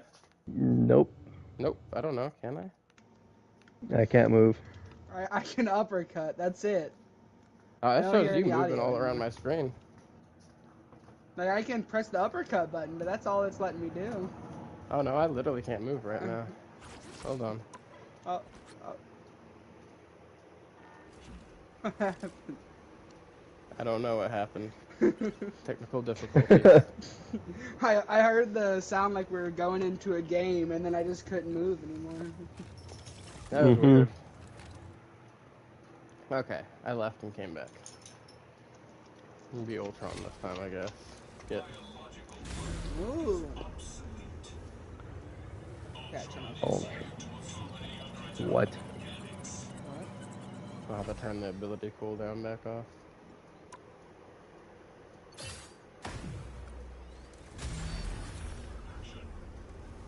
Oh, so we're all Ultron. Let's go. I'm not Ultron. Try and damage me, boy. Right. Yo, my health be going crazy right now. Oh, it flattened out. Hold on, let me dash again.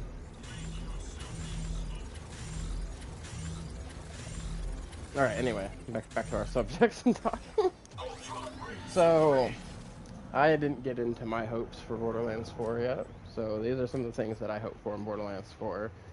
I hope we get the return of the Uncapped Herald. It's my favorite pistol, literally since Borderlands 2, and the first time I had one drop was actually early in the game.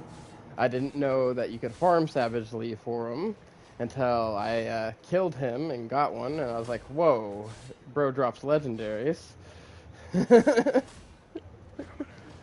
like, every now and then I would just, you know, start the game, go through, we'd play it a whole bunch, and we would go hunt down all, like, rare spawn characters and stuff that we could find just to see, the stuff they dropped back in the old days before everybody would get on the internet for all the answers for everything immediately.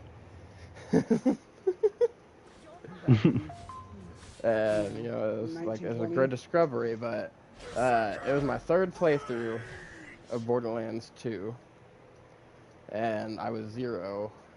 I cut that man down. He dropped the pistol. I picked it up. I found out it was a boom boom pistol.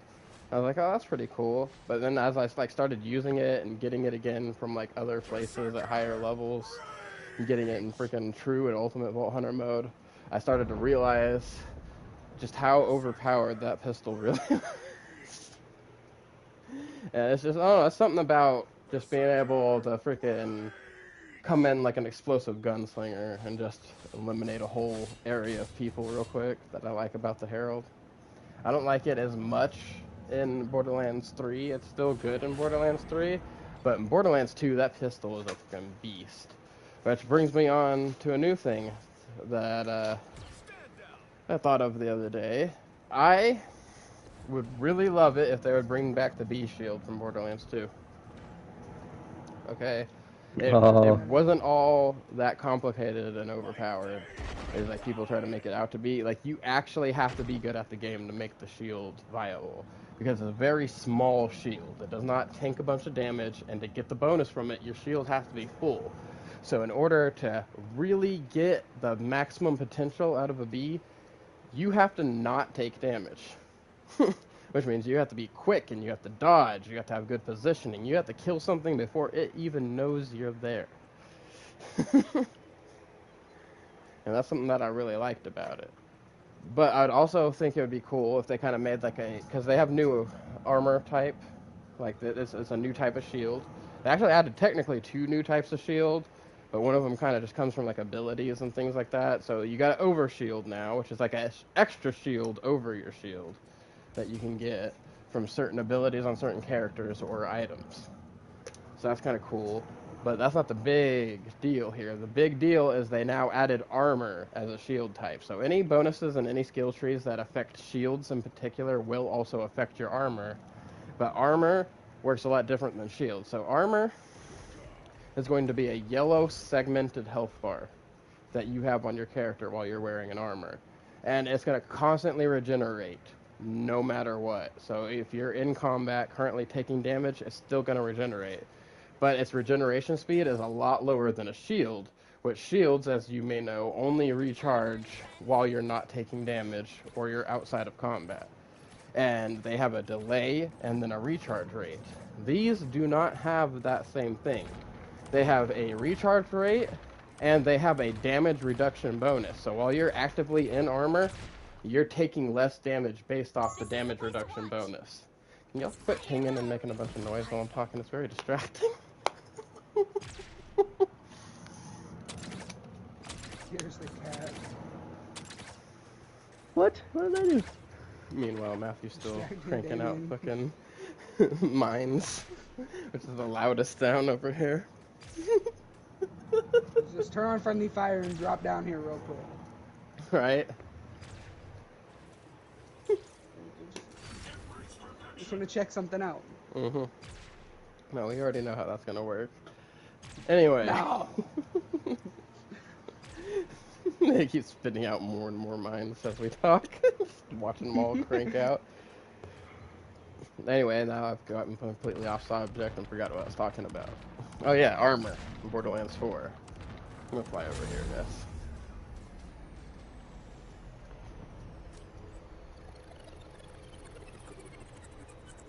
Wait, you ran away. Yeah, literally me and Matt was like, where the fuck you go?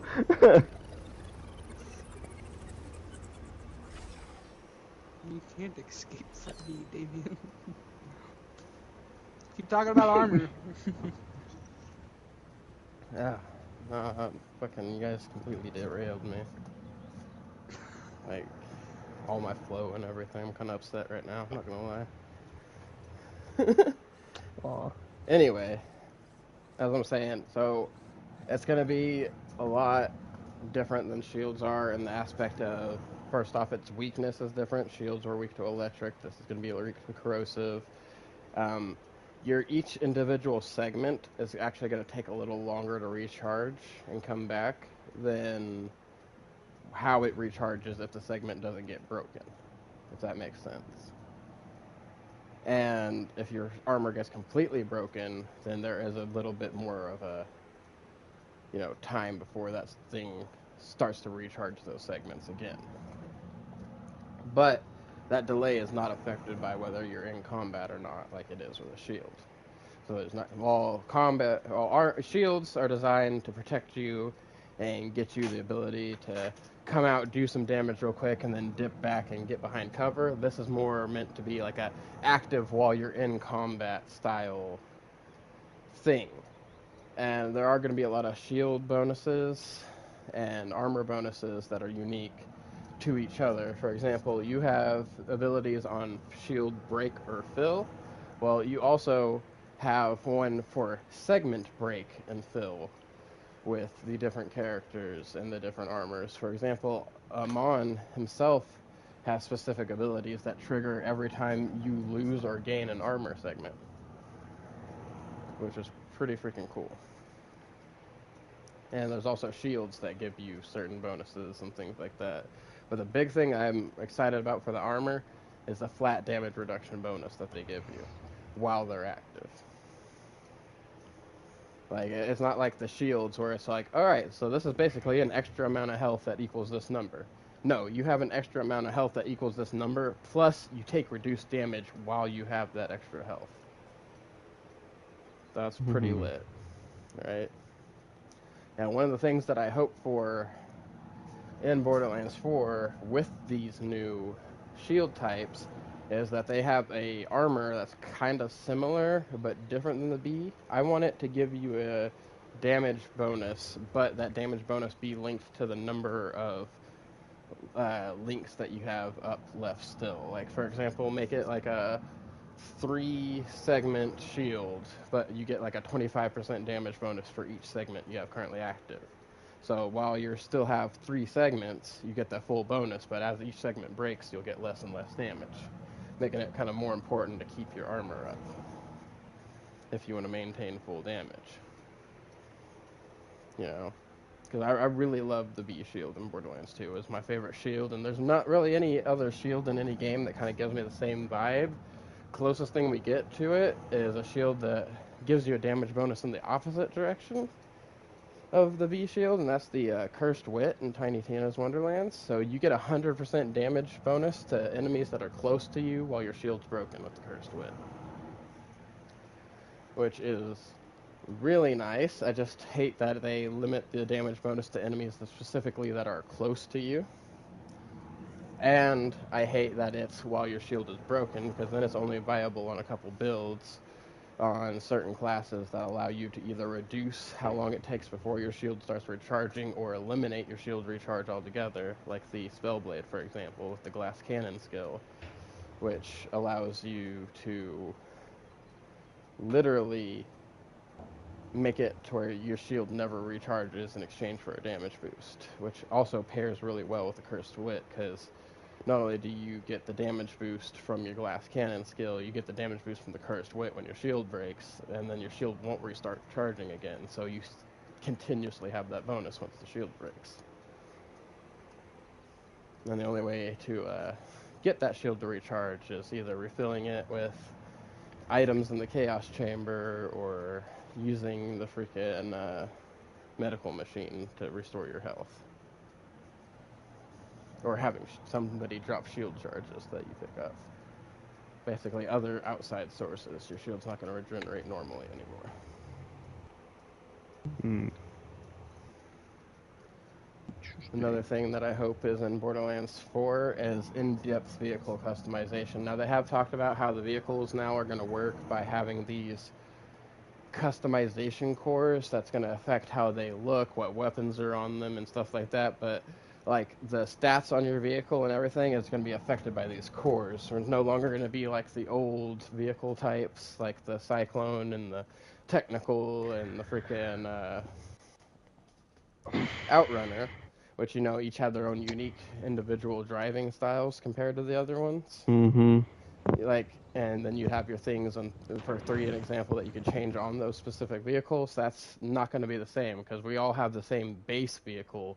What's going to be how it changes is these cores. But I hope that they like get pretty in depth with the customization in these cores. Like I want to Yeah, be me able to too. change like certain specific looks of my vehicles, but it's really sounding like it's just going to I have know, right? a set What if I want my skin. vehicle to be a motorcycle? Yeah. Yeah, like it sounds like it's gonna have a set skin. Like they're all gonna be some kind of hover vehicle, right? And then Mm-hmm. it sounds like the cores are gonna affect your stats and your weapons and things like that and your boost. But I'm really hoping that they do end up having like at least I want to be able to have like the same base body and stats as my friend, but have mine look different than theirs. Does that make sense? And there needs to be Yeah. like little accessories and things to tweak on it to change how it looks. Like just like a slightly, Mm-hmm. but if it's not there, that's cool and all, right? Uh, I really hope that they have a in-game loot balancing system, okay? Because there's no way that they're ever going to be able to make everybody happy when it comes to loot just by balancing and changing how much the loots drop. Because they're always going to have people that either complain that it's too much or too little. Okay? And I think the really only way to avoid that is to add some kind of in-game system where we can come in and there's some kind of fucking slider that can adjust how often legendaries drop for you. Mm-hmm. Make it something that you have to do a lot of stuff to unlock. Don't make it something that's just right available as soon as you beat the game. But there does need to be something like that in place. Otherwise, you're going to have all these people in here either complaining, oh, like Borderlands 3, people complain that the loot drops too much. But usually, those same people are people that are carrying these items and boosting it up to Chaos 11 and stuff like that, and going through the game and being like, look at all these legendaries, because I've literally set everything in my favor to drop more legendaries, so I'm going to complain about how many there are. Versus if you're not using those things, I've done entire playthroughs of the game, you can see it on my channel, where like, I hardly ever get any legendaries playing on Mayhem 11, max level, running through True Vault Hunter mode with these guys. And most of the time, they'll get legendaries more often than I will. I'll go through a whole Yeah. run and got not a single legendary. So it's literally luck-based. You can't control that. Some people might have better luck than others.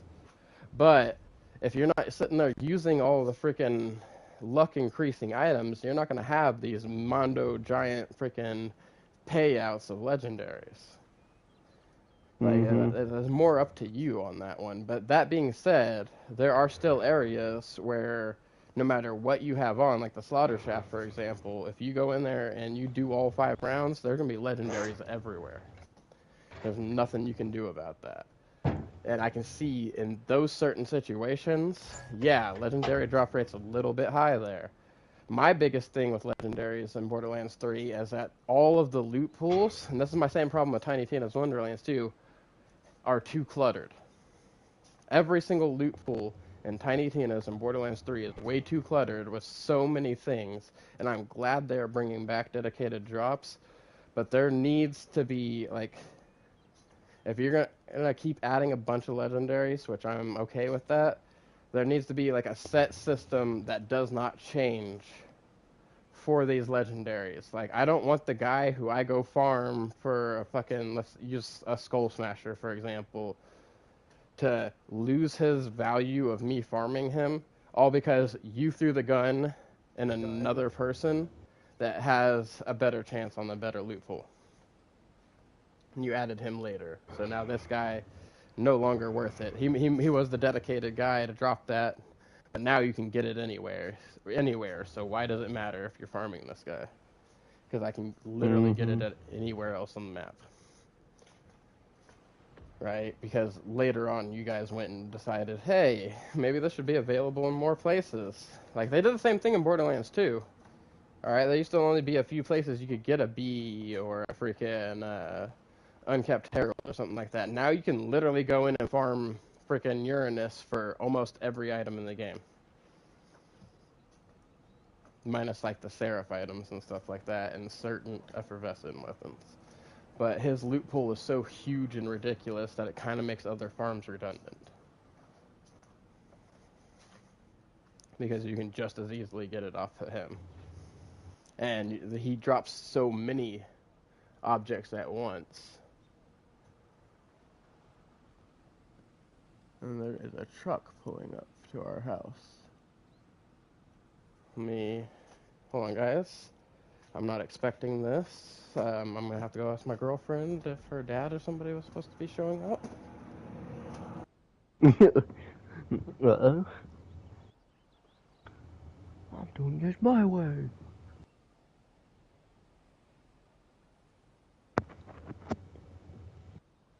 God damn. That shit goes so far. I think that would have killed Anyway, him. guys. Probably. Welcome back. We've missed Look back. Right.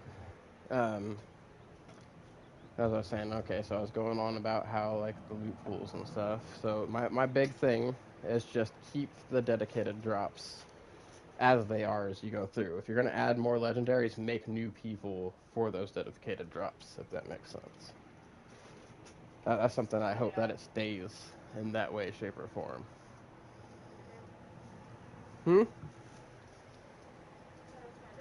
Okay. Can you go open the gate for him? So I'm still mid-podcast.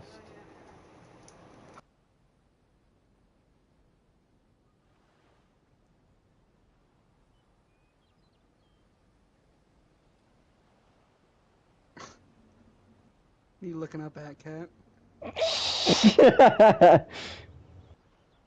I'm analyzing.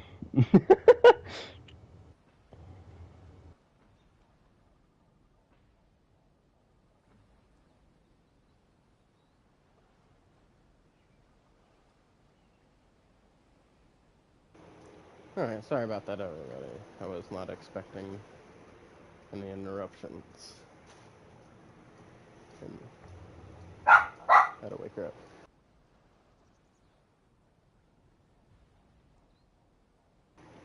Alright. Once again, sorry about the damn interruptions. Keep getting knocked off track. I completely spaced out on my other hopes I had because I kept getting interrupted too many times. So we're just going to move on from this subject. Sorry about the crap quality of my podcast. It's a work in progress. Yeah, but I'm getting very time. frustrated by all the interruptions.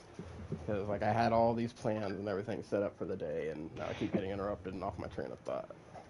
Well, I was actually had something flowing, and now I'm over here, and it just sounds stupid, and I hate it. But you guys are having me crash out on my 5th podcast. Let's go. No, anyway, skipping on to the next subject. We're just going to wrap this up real quick. Toyotaro, the co-writer of Dragon Ball, came out with an interview that was on a French company. They have a website called DB/Z or something like that.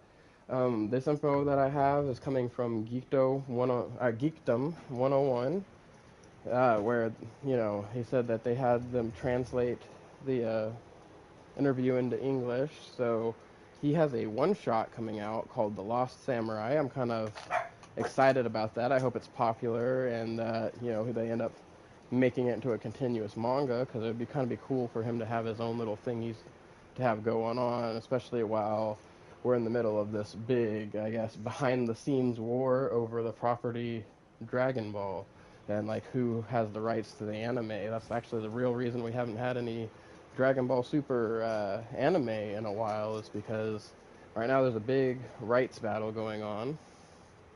So Shueisha, Toei Animation, and I guess this third company now, which was this guy that left out. He was one of Toriyama's like editors and stuff like that. He went and started his own company called Capsule Corp Tokyo, right? And he believes he should have the right to make all the new Dragon Ball anime, right? So between him and Toy and Shueisha are all arguing about it. There's this just big debacle of who's going to be the person making the Dragon Ball Super anime from now on, essentially. So it's a big IP war. Also, we did get a reveal in his interview, so he does feel that he could confidently move on making more Dragon Ball Super manga, which, excited about that. It's going to be a little different, though, going on, because he explained how the process was. Basically, Toriyama would either write most of the story, send it to him, have him fill in the gaps, and then send it back to him, and then Toriyama would either okay or deny it and send it back to him, right?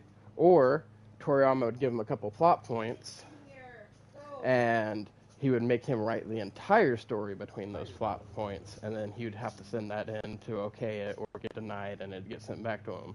Now that process is going to be gone, obviously, because there's no Toriyama for him to get the advice from, so he's going to have to trust himself going forward with how he plans the story. But he was pretty much, from what he said, the one writing Dragon Ball Super,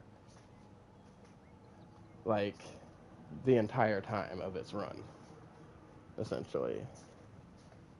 So we have already been reading his work, but there are things like, for example, he might have wrote the Moro arc, but I guess Toriyama almost in full wrote the Gonolo arc. Things like that. So there's a lot of good back and forth on all of that. And I'm really hoping that he can get himself in a position to where he can continue the manga soon, because I would like more of the story. I just know that whatever story we get now isn't going to be Toriyama's original vision for the story. Now, I'm hoping that it does not just turn into another IP that they're just trying to whip out and endlessly bleed for money over and over again. I hope that they genuinely go forth with the intent of bringing us a good story and a conclusion to the universe. Yeah. Yeah. So, you got anything else you guys want to add or talk about? Nah. Alright, well then, we need to speed this along. Cat, give me everything for Pokemon Horizons that you've gotten caught up with. I am on episode 6 on season 2. Okay. Part 1, episode 6? Yes. Okay. So, what talk about what you've seen so far? Like, what's been going on? Where's the story moving on from? Let's see here, live off of my memory.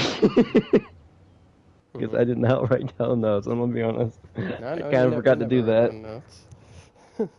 Thing is, you told me to, but I just kind of forgot. I did. I know. And I'm sorry. It's okay. I tried. That's okay, Cat. Just give us what you got. Oh. All I know is that one beach episode was fucking hilarious. I'm gonna be honest. Where they all go to the beach and... No, that's not it. Then, dude, the beach episode was fucking, I don't know. All I gotta say is, the intro real quick. Okay. I love how when you first start Horizons, the intro's all like, not high quality and everything. It's like, oh, nice intro. And the more you watch, the more later you get into it, this fucking intro is like so high quality. I'm like, when did it get so HD? Yeah, I'm like, what the hell? I do like that, like, from each part, the freaking, even though, like, for example, in Season 1, they kept the same intro song, but, like, the video that happened changed every single time. And it's like, yeah, you notice it does get, like, higher and higher quality animation. It's like, bro, did they start getting a better budget? Is that what's happening? There's another, I think it's from Season 1, I forgot her name, Cornelia. Coral. Coral. Damn, that's close. Should have thought of the damn plant. Coral. I love how she went undercover. Oh, yeah? Trying to get this fucking, what's it called, a wiglet bun. That was funny. Oh, okay, yeah. I know what part you're in. So, yeah, her that was in Season 1. And, no. Oh no, they're undercover. That's season 2? Where you are? Yeah, that's beginning of season 2. I She goes did not undercover. know that. I thought it was in Cornbread. season 1. Yeah, Yeah. Oh said yeah, Cornbread. Yeah, Cornbread, and then the other guy is now. No, it is season 1. It's when she first went undercover. Oh, okay. Then afterwards she went undercover. They went to go tried to go capture the Black Rayquaza. Then season 1 ended. Yeah. Okay, I actually forgot about that part where she went undercover. Then in season 2 she also went undercover again, but yeah, her and the that's other guy. Cornbread, a fucking goated name. For the the Terra Orb training or whatever. I will be right back. I have to go run somewhere real quick. Oh, Twitch. Okay. Yeah, I don't know. Goated name, by the way. W name, fucking Cornbread. And seasoning. Goated names, by the way. I haven't gotten far into the season 2 yet, but I like the intro. The intro is pretty good. Kinda. Oh yeah, I love the fucking. I also like Dot's new fit, goated fit. Yeah. She's looking more badass. My favorite character. So you're episode 6 in part 1, so you should be pretty close to the end of part 1. So where you are, they should be starting off their Terra training and having to go. Terrestrialization. Yeah. Having to go battle a gym leader for like their first assessment test. Have you seen any of those yet where you are? I've seen I think I've seen all 3 of them do that. Oh, all 3 already. Okay. Well, pretty quick ones, but I haven't seen the second part of them. Because they did say they're going to do the first, and they're going to have to fight them again. Yeah. For the second time. But I haven't gotten to that one, the second time. The second fight. Gym leaders the second time. Yeah, I didn't see that one yet. But I did see the first ones. Okay, so you've seen all 3 of the first ones. So what did you think about each battle? Like, we'll start with the first one in the order, which was Liko versus Liko and Katie. Katie, the bug-type gym leader. I got nothing much to say about that one. That one was just, eh. Yeah. Just eh. I did like Katie. That was for sure. So you didn't notice like the lessons and stuff that Katie was trying to teach Liko? Honestly, not really. I was very confused what she was. It was very obvious. She's just trying to teach her, to be a little more patient and passionate about like what she's doing, because Liko's kind of like more timid and like hides behind things and doesn't really go out for what she wants. So she's trying to get her to come out of her shell a little bit more, like show a little more passion, but also at the same time trying to teach her a little bit of patience. I don't know anything about girls. Liko's always in a rush. Well, nothing about girls. That's just obviously just people. I'm not like that. I'm gonna be honest. Like each one of them has like a lesson and a bit of growth that they're trying to teach them behind whatever's going on. Oh, like Brassius taught Roy how to step back and look at a situation instead of just rushing in wildly. Hey, that's what Al shall do. Yeah. Okay. And what did you think about how he had to adapt to fighting Brassius? What? Brassius? Yeah. Roy's had to go against Brassius. Oh, I'm like, I don't remember Liko fighting Brassius. The second one now. Okay, Roy I like that one where Roy is actually learning things. Okay. I really like that. I really wish Roy had another fit though, but yeah. I wish both of them, Liko and Roy, had a different fit. Well, I got Would've you. been cool. Kind of upset that Dot's the only one that got the updated fit. For real, yeah, she's got the most badass fit out of all of them. Yeah. No, she really did though. But they did kind of screw them over with giving them all like the base freaking Scarlet version freaking outfits. Like those are literally the 3 outfits you can pick in the beginning of Scarlet version. Damn. But minus Liko, who didn't get a new Scarlet freaking Ranja Academy freaking outfit. She's still in her Indigo Academy outfit. So it was kind of cool throwback to the beginning of the show, you know, where she was in that outfit a lot more.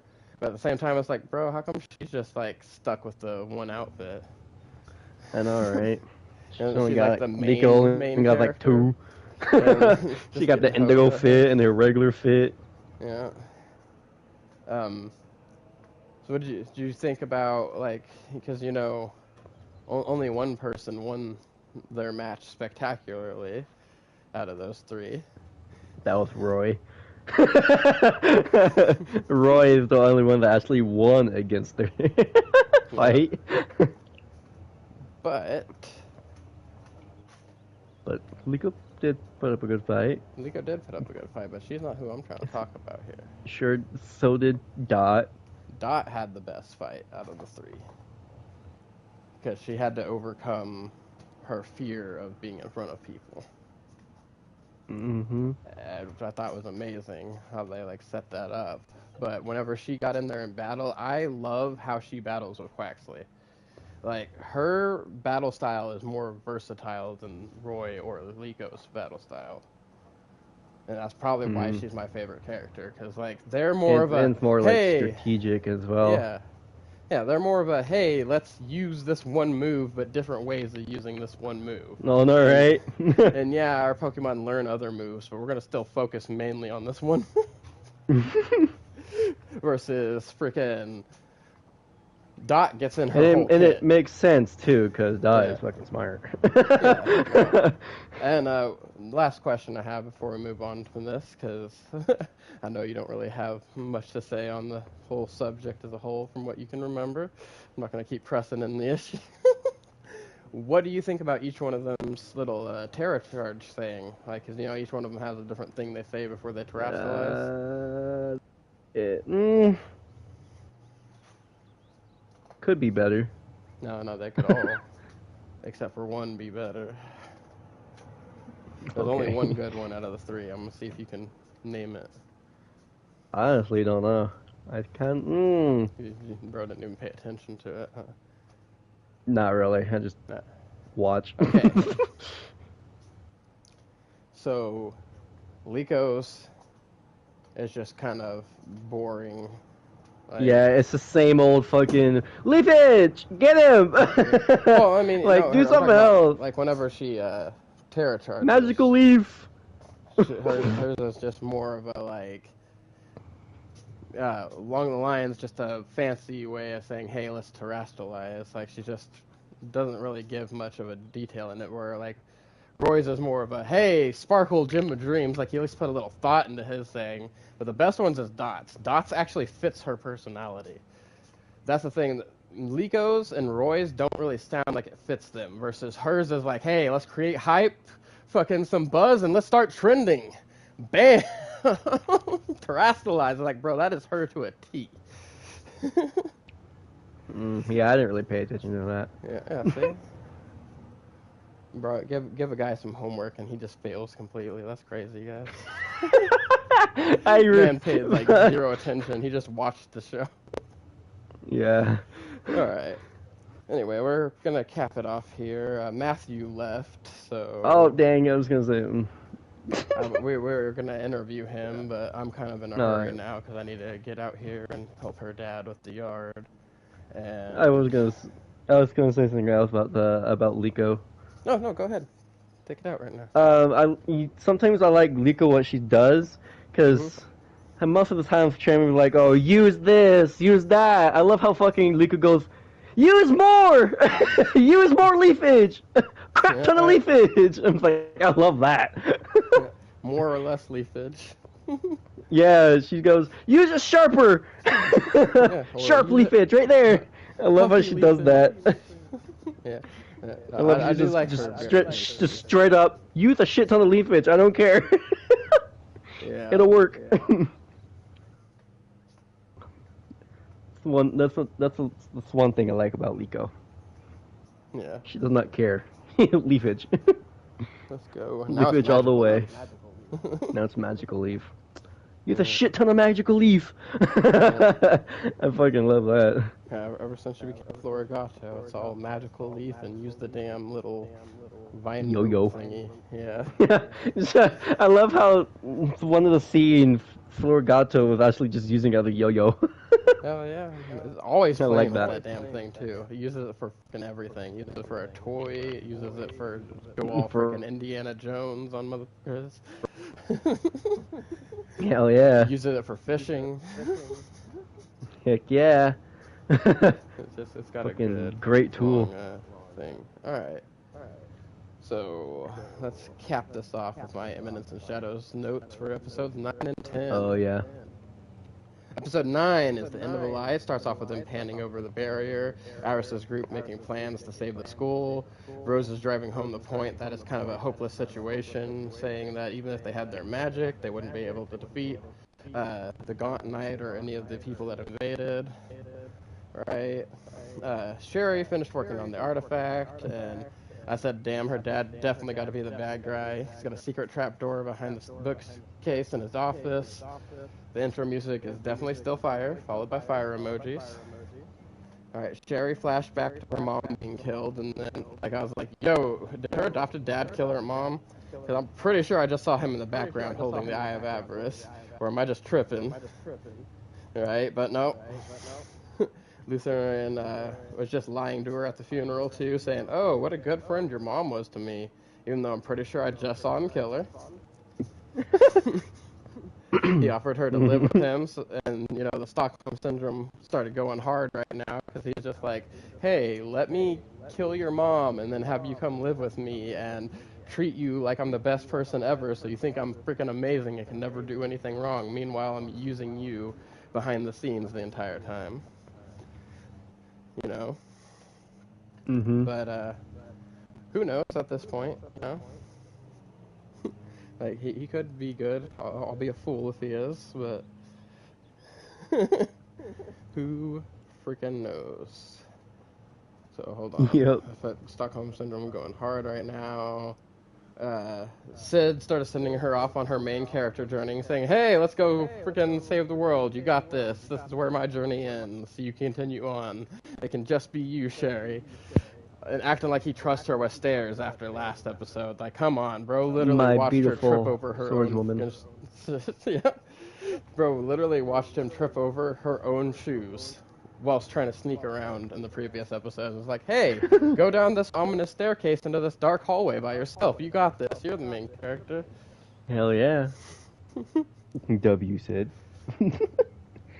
The Gaunt Knight guy, who I think is Lutheran, has no idea that Rex and the other guards got murdered by Sid the serial killer.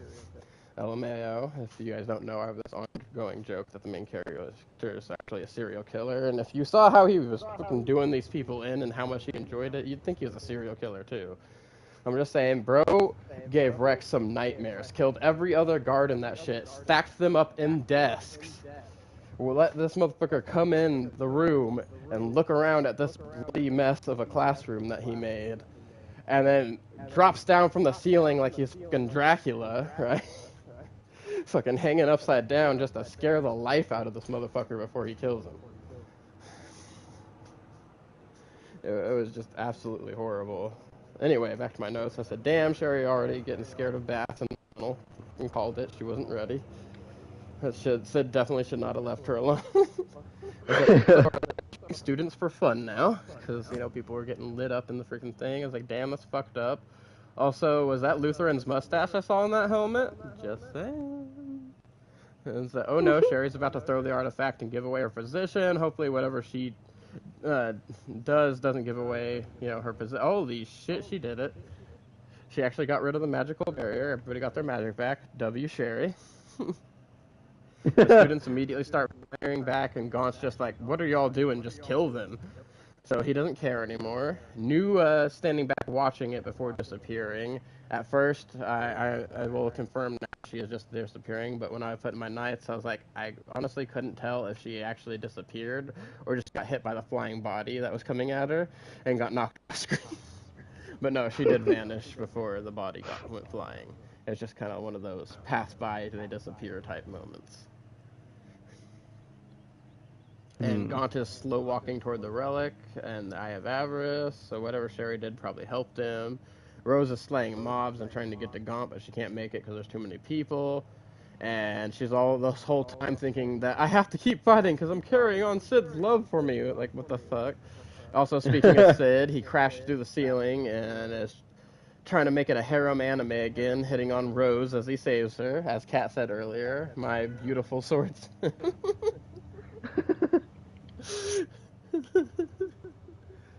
And then the other shadows are all freaking surrounding everyone, dropping in, looking clean as hell. Love the setup. And then I was like, wait, where did Gauntlet go? Meanwhile, Sherry looks like, oh no, I don't see my father. And I'm just over here like, it's because he's evil, Sherry. You're just chilling like a villain under that armor over there. I'm so gonna look stupid if I'm wrong. And then I was like, oh shit, where did Gamma... Whoa, what the hell's going on? Did she just light that school on fire? Oh no, it was a Gaunt Knight. Okay. I still think he's Lutheran, by the way. Iris and everyone are scrambling to save everyone now and put the fires out. Everyone is confused because both the terrorists and Shadow Garden are going by Shadow Garden. And I'm like, yes, who indeed is this Shadow Garden, Iris? Because she's over there like, oh, woe is me, who are these people? Also, New is over here cleaning up for Lady Gamma, already grabbed all the files before they got lit on fire. W New, I still think she's a bad guy, but I'm really, not even bad. I don't know what she is. She's just suspicious. Suspicious is what she is. So, I just can, have this long running line of suspicion for her. Don't know what she's up to, but girl would be suspicious. And I was like, oh no, Sherry's in the tunnel and it's on fire and exploding. Please don't let her die. Said, why did you let her go in that tunnel by herself? Right. And then I was like, oh look, hey, it's the Gaunt Knight. He's throwing books out of a bookcase and lighting them on fire. And then Shid shows up and says, what are you doing in that costume? Assistant Lord Principal Lutheran Burnett. Somebody better pick up the phone because I fucking called it. Oh, you guys don't know how happy I was whenever he said that name to the Gaunt Knight. I was like, look at me, over here, best detective in the world, called that from the literal first glance at this motherfucker that he was a bad guy. Just hell yeah. If y'all remember from last week, literally the moment he got introduced, I'm like, yo, is this a bad guy? Bro just got bad vibes, right? And frickin', Lutheran said, how the hell did you figure out? And said, like, it just took one look and it was obvious. And I was like, honestly, same. Like, the first moment I looked at him. And then, frickin' Lutheran's over here like, oh, was it the way I walk or the way I stand? And I'm just like, no, bro, it's how you talk and how you look, you suspicious motherfucker. And it says, can I ask you something for my own reference? Have you always been a piece of shit? No, that's not really what he said. I'm just kidding, everybody. I know. I know. I get what you're trying to say, though. Sherry didn't deserve all that crap from Lutheran. So what Sid really asks is, why are you doing this? And Lutheran says, you really want to know? Like, of course we want to know why you're a piece of shit. Otherwise, why would we ask? Like, what's the point of us asking if we didn't want to know? Of course we want to fucking know. So, he continued talking. My reaction to it was like, wait, bro did all this upped up demon shit because he worked really hard to become a master swordsman, got to the top and got sick and lost it all? I was like, I don't know. I feel like it's kind of a stupid reason, but I do need to ask chat here. Y'all think bro's justified in his crash out? Like, I mean, to be fair, he did work super hard for many years, got to the top of freaking being a swordsman, was like the best in the world, and the moment he goes in to start capitalizing on the fact that he's the best in the world, he gets sick and he can't fight anymore. Damn. So was bro's crash out justified? Was it justified that he starts literally effing up people's lives to try to gain his strength back and cure his illness? That's all I really need to know. So then, he started talking about how he was trying to cure himself, and then, like, this was the whole thing. Sid cuts him off with, is this going to be long? And I was like, bro, you knew it was going to be long. Why ask him? So I was like, he talks about how he set up the long con with Sherry's mom. She was the original person researching all this stuff, and he funded her research, kind of just focused her into studying mainly the things that he needed until he managed to get his eye on the Eye of Avarice. And the moment that she's like, hey, it's too dangerous, and we need to turn it over to the government, bro got an evil smile on his face, because bro is fucking lame. Such a lame reason to be a villain. Man, I'm crashing out because I got sick, and then the artifact that I found was too dangerous. So instead of letting me use this dangerous artifact, this girl was like, let's go turn it in. So I fucking killed her. That's literally... And bro's got to also be a serial killer, because I'm just saying, like... He went full serial killer mode on her, and I quote, I tore her apart, started with her extremities, working my way inward until I finally stabbed her in the heart and gave it a good twist. Straight up said that shit like a serial killer, looking like a serial killer with a smile on his face. Why are there so many serial killers in this? Like, for real, was the mangaka a serial killer? Anyway, back on subject. I said, LOL, bro laughed at Sherry for never realizing that he killed her mom and then doing everything that he asked, including taking over her mother's research. Like, bro better die now. He's kind of shit. And I said, oh shit, now Sid's asking the real questions. He said, is it true that you just used Sherry for your own selfish needs? And Lutheran says, yes, of course. Does it anger you? Says, I'm not sure. Like a very clear distinction between what's important to me and what's of no consequence. And he talks about how people find what's valuable to them, like relationships and all kinds of other stuff, or like people or objects, and how it grows and changes over time. And he says, but he's not really like that. He trimmed the fat, and he really only has one thing that he absolutely cares about, but there's still a few lingering things that he can't stop himself from caring about, right? But other than that, also I think that the one thing that he cares about is the imminence and shadow. But he says, other than that, he really does not care about anything at all, so it's of no consequence to him what happens to other people. So Lutheran, tells him that, so you don't really care about what happens to Sherry or her mother? Sid doesn't answer him at all, and just says, all right, we got to hurry and throw hands, because otherwise somebody's going to find us up here and interrupt the fight, and we don't want to get interrupted. Lutheran's like, I agree, gets really cocky, saying it's time to say goodbye, and then I'm like, yo, did Sid just fake his death, or did Lutheran really just one-shot him? And then I'm like, yep, nope, Sid faked his death again. And comes back as the freaking Shadow, and then I'm like, wait a minute, Lutheran really can't tell that's Sid just in a different costume? Bro literally looks no different as the Shadow than he does as Sid Cock. Yep. I was like, man, this whole Superman freaking effect's really going hard in this anime. With the whole, oh my god, he changed his hair a little bit in his costume, it's a different person. That can't be the same guy. Look, this guy doesn't have that curl on his hair. His hair's slicked back. Can't be the same guy.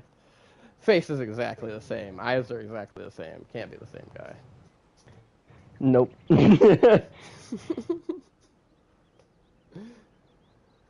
Anyway, Bro says that he's at a disadvantage, but because Sherry helped him complete the artifact, also called that. Just saying. Because the way it's combined, it's going to give him a big boost of power. It looks kind of cool now. And I was like, okay, Bro turned into a warped demon human thing. And he's talking shit about how strong he is. And Sid, as the Shadow, is still effortlessly deflecting and blocking him. Bro was like, you have been compelled me to fight as an equal, but you can see in Sid's face that it's not even close to an equal fight. Like, Bro's not even remotely challenging Sid, and Sid is effortlessly just wrecking this motherfucker. It's really bad. Right? Also, Bro revealed that he was the one who framed Shadow Garden, but Sid said it doesn't change a damn thing, and he says that the whole world could hate him, and it's still not going to change his goal.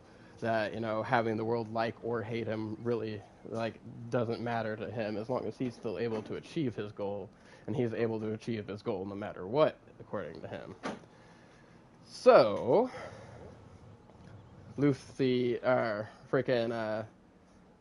Lutheran starts talking shit, unleashes an attack that literally does nothing to Sid. Sid turns, looks at him, and said, "Hey, is that really all you got?"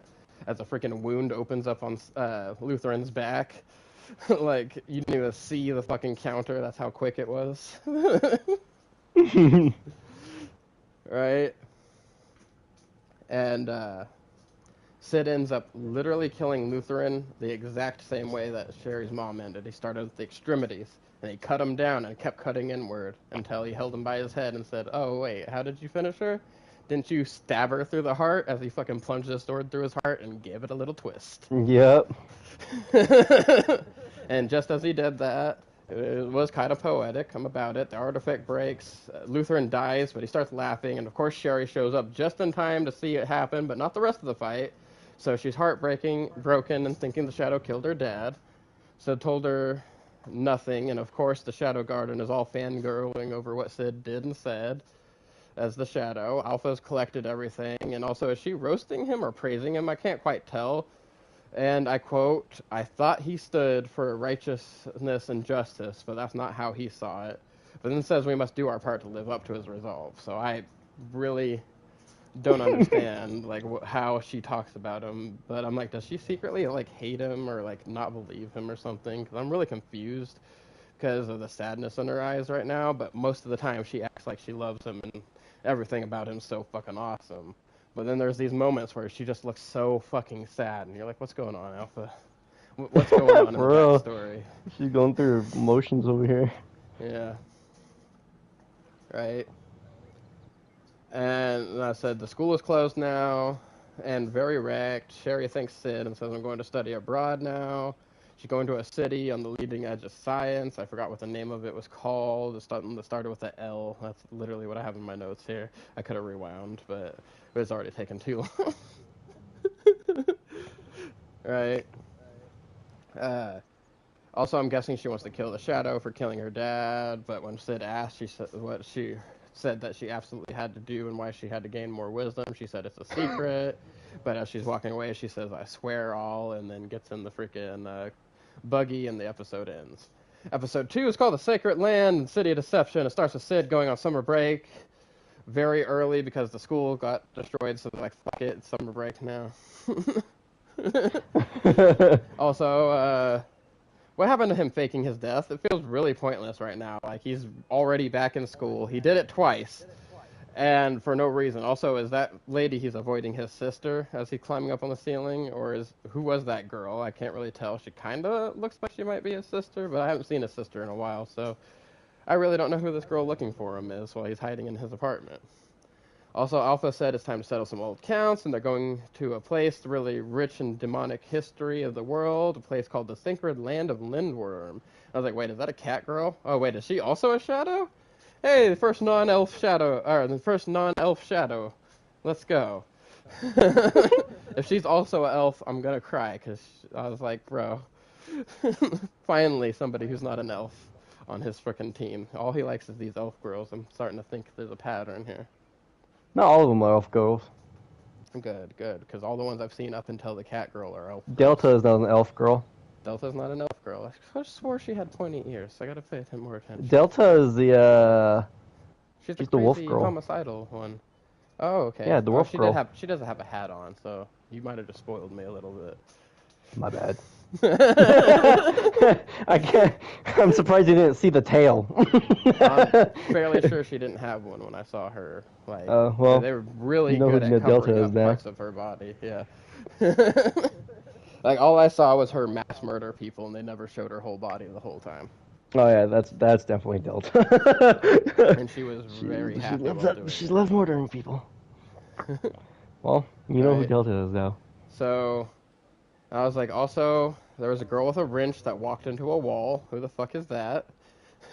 Like, she had this giant wrench. She just dragged it down the hallway and just walks into it. Looks very sleepy. And then I was like, oh, and now we're in a room where there's a girl with full white hair. She's an elf girl, fully nude, checking herself out and giggling. Looks like it's fan service time again. Also, is a Sailor Moon style slime suit up really necessary? LMAO. And the jizzle physics are going wild over here.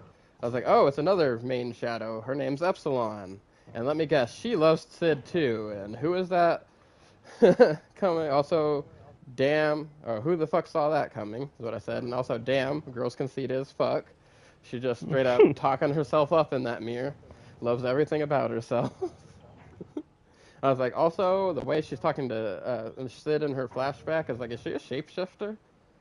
Because it sounds like she can take any shape she wants. And like when he was explaining to her about like appearances and stuff, she looks out the window at this busty chick, and now in the future she's a busty chick. Is she modeling herself after that busty chick she saw? I don't fucking know. This show gets a little weird somehow. Also, what the hell is going on now? Is Zenon Sid's fanboy now? What the hell is happening? Oh, okay. It's fanfic by Beta, LMAO. She's just trying to write some her and Sid sexy time fantasy fan fiction about him saving her. And then she goes outside because she's like, damn, I've been in this room too long. There's notes everywhere from failed stories she's been trying to write. Looks like she's trying to write an original story here. Right? Her and Epsilon end up having a bust off in the freaking garden. What the hell is even going on with this? Arguing over who Sid stares at more. Some writer in this got to be living out his fantasy on this one.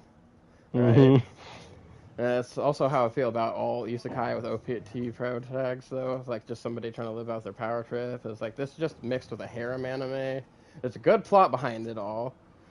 But there's a lot of showboating and fan service in this. It's like, it's definitely good, but those are some of the reasons that I'm not a fan of those two particular types of anime. Right? Is because, like, all the isekai ones is all this main OP protagonist. It's like, I like my protagonist to have a little struggle and a little growth somewhere. I like to see them have to train and get stronger at some point, you know? But, like, I also get the hype behind just, like, that power fantasy of I am the badass guy, and I get all the bitches. Like, I get it, I guess. Funny thing is, Sid does not give a damn. He only cares about money. He doesn't care about the busty girls. Shadow. Yeah, he does not care about the busty girls. But the way he's got it set up, though, is just like full-blown harem anime. It's like literally everything that happens is borderline harem anime. Sid is, hey, you're strong? Join me. Yeah.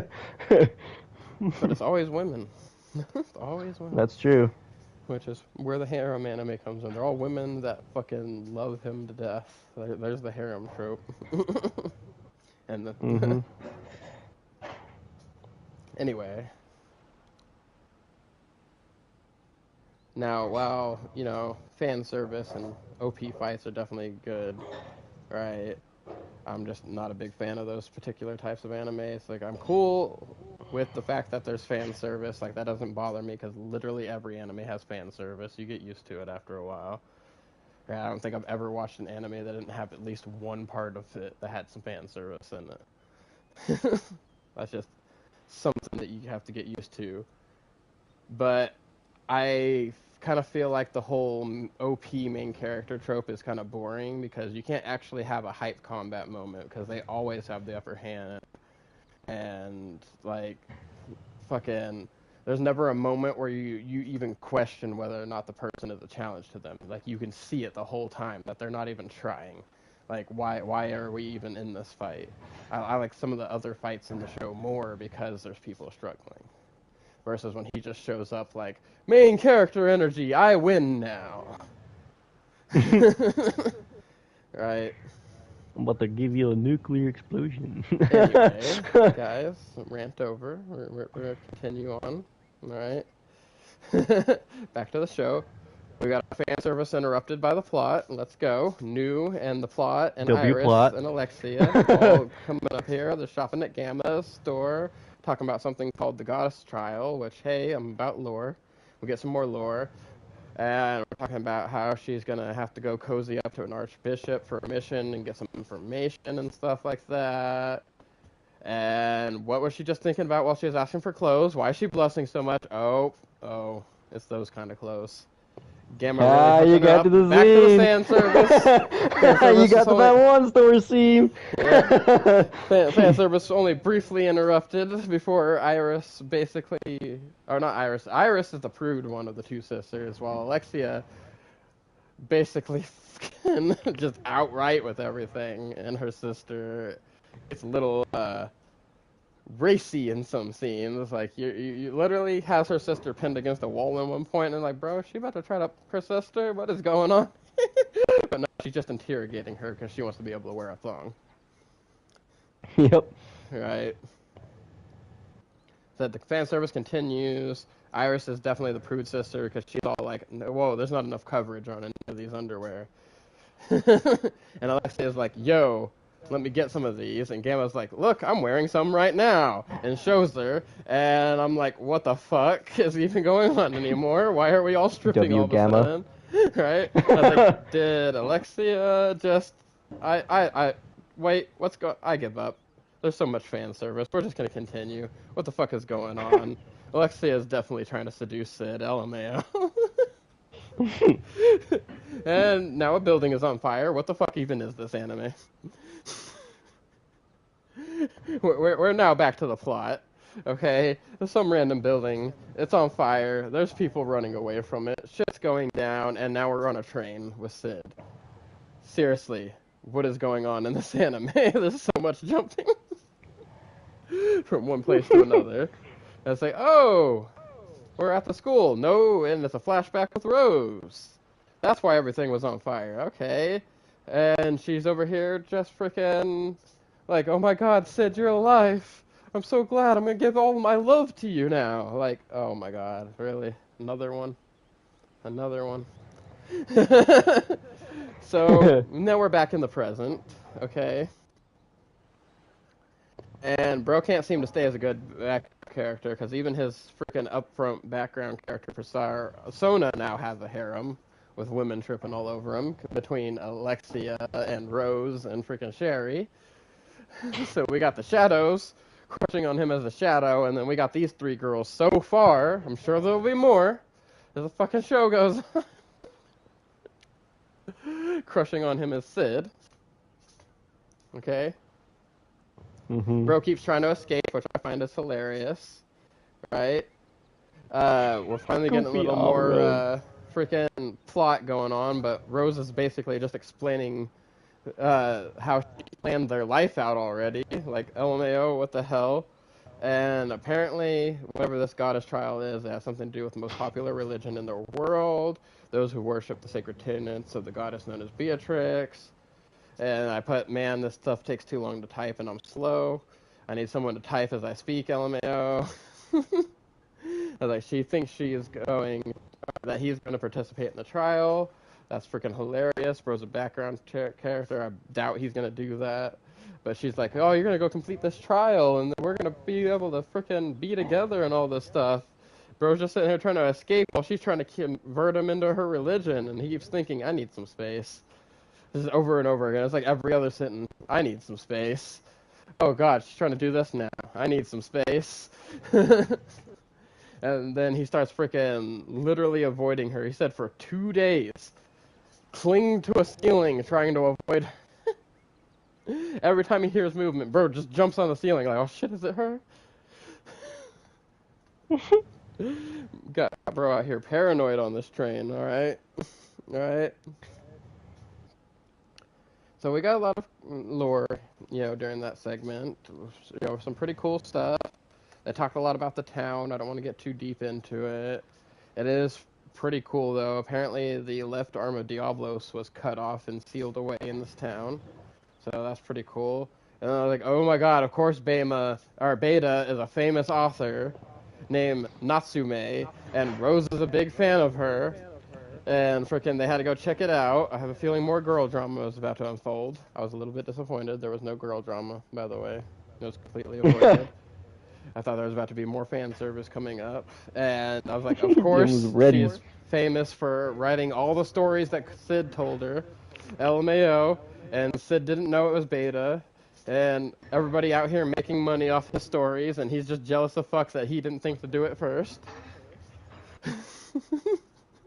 He's over here just like, man, I'm so disappointed in you guys. Fuck, they have so much money. He's not disappointed in them all. He's just jelly. Right? You know you own the damn company, Sid. Basically, it's like, bro. You're the only, bro. That's your money. Bro can just take the money, but he just opened it. Like, damn, bro, they didn't You're even the tell me fucking about boss. this. Well, be fair, bro has been out here living broke, not knowing he had money up until all this stuff. So it's just like, damn, girls, y'all couldn't have told me anything. Literally, Sid, bro, you can fight them over them, bro. Sid will win no matter what. Also, while they're checking out their autographs, I noticed she wrote him a secret message as an autograph in an ancient language. Fucking hilarious. Beta over here after the truth, by the way, and so is Alpha. Right? Alpha mainly is over the truth, as she's sitting there talking about how she's getting so close but so far away to discovering the truth about the three heroes, what happened. Meanwhile, she looks up and is like, I came here for answers, but we're just going to have to wait and see who killed the Archbishop. Somebody killed that motherfucker, and it was brutal. Man is, like, impaled on the top of a statue. It was fucking insane. Right? Mm-hmm. Sid was just over here loving the chaos. I said, who is this ninja person? Oh, shit, jumped him, and Epsilon killed him. Holy crap. It was so fast. I don't even know what's happening over here. And I was like, oh, look, more general physics, and we get a little more lore. And they're both moving on with some mystery plans. Oh, boy. And then it's the end of the episode. I am left with a bunch of questions. And there we are. That's all my notes. I only got 2 episodes in because it took me like 2 hours to write those notes for 2 fucking episodes. I did get interrupted a lot while I was trying to write the notes, but even still, it does take me a long time because I have to end up pausing and everything to end up writing the notes in general. Right? Mm-hmm. But anyway, do you have anything else to add here before we get out of here? Nope, I don't. Okay. Matt? Did he ever come back? Yeah, he's just changing characters, walking by me. He's talking about an anime I don't watch. I just kind of. Well, you don't watch any anime, bro. But I never heard you say you came back or anything. I always heard you say you're leaving. Bro, he kept on changing he kept on changing characters and walking past me.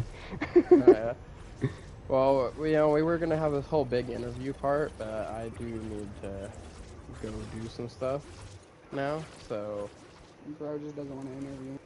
No, it's not that. It's just like I'm gonna feel horrible if Alexia's dad's out here doing all this crap by himself. Yeah. I'm gonna at least offer to go, take a turn pushing the mower and shit. I'm just messing with you. Yeah. So anyway, everybody, thank you all for watching. We are trying to get better and better with this podcast as we go on. We will try to be more prepared each individual week as we go on. We're all kind of new to this. It's just a growing journey. If you like what you saw, please hit that like and that subscribe button. I do stream every day. We now do a podcast every Wednesday. And I hope to see you all when we go live each and every time. Thank you all for watching and have amazing days. Bye-bye.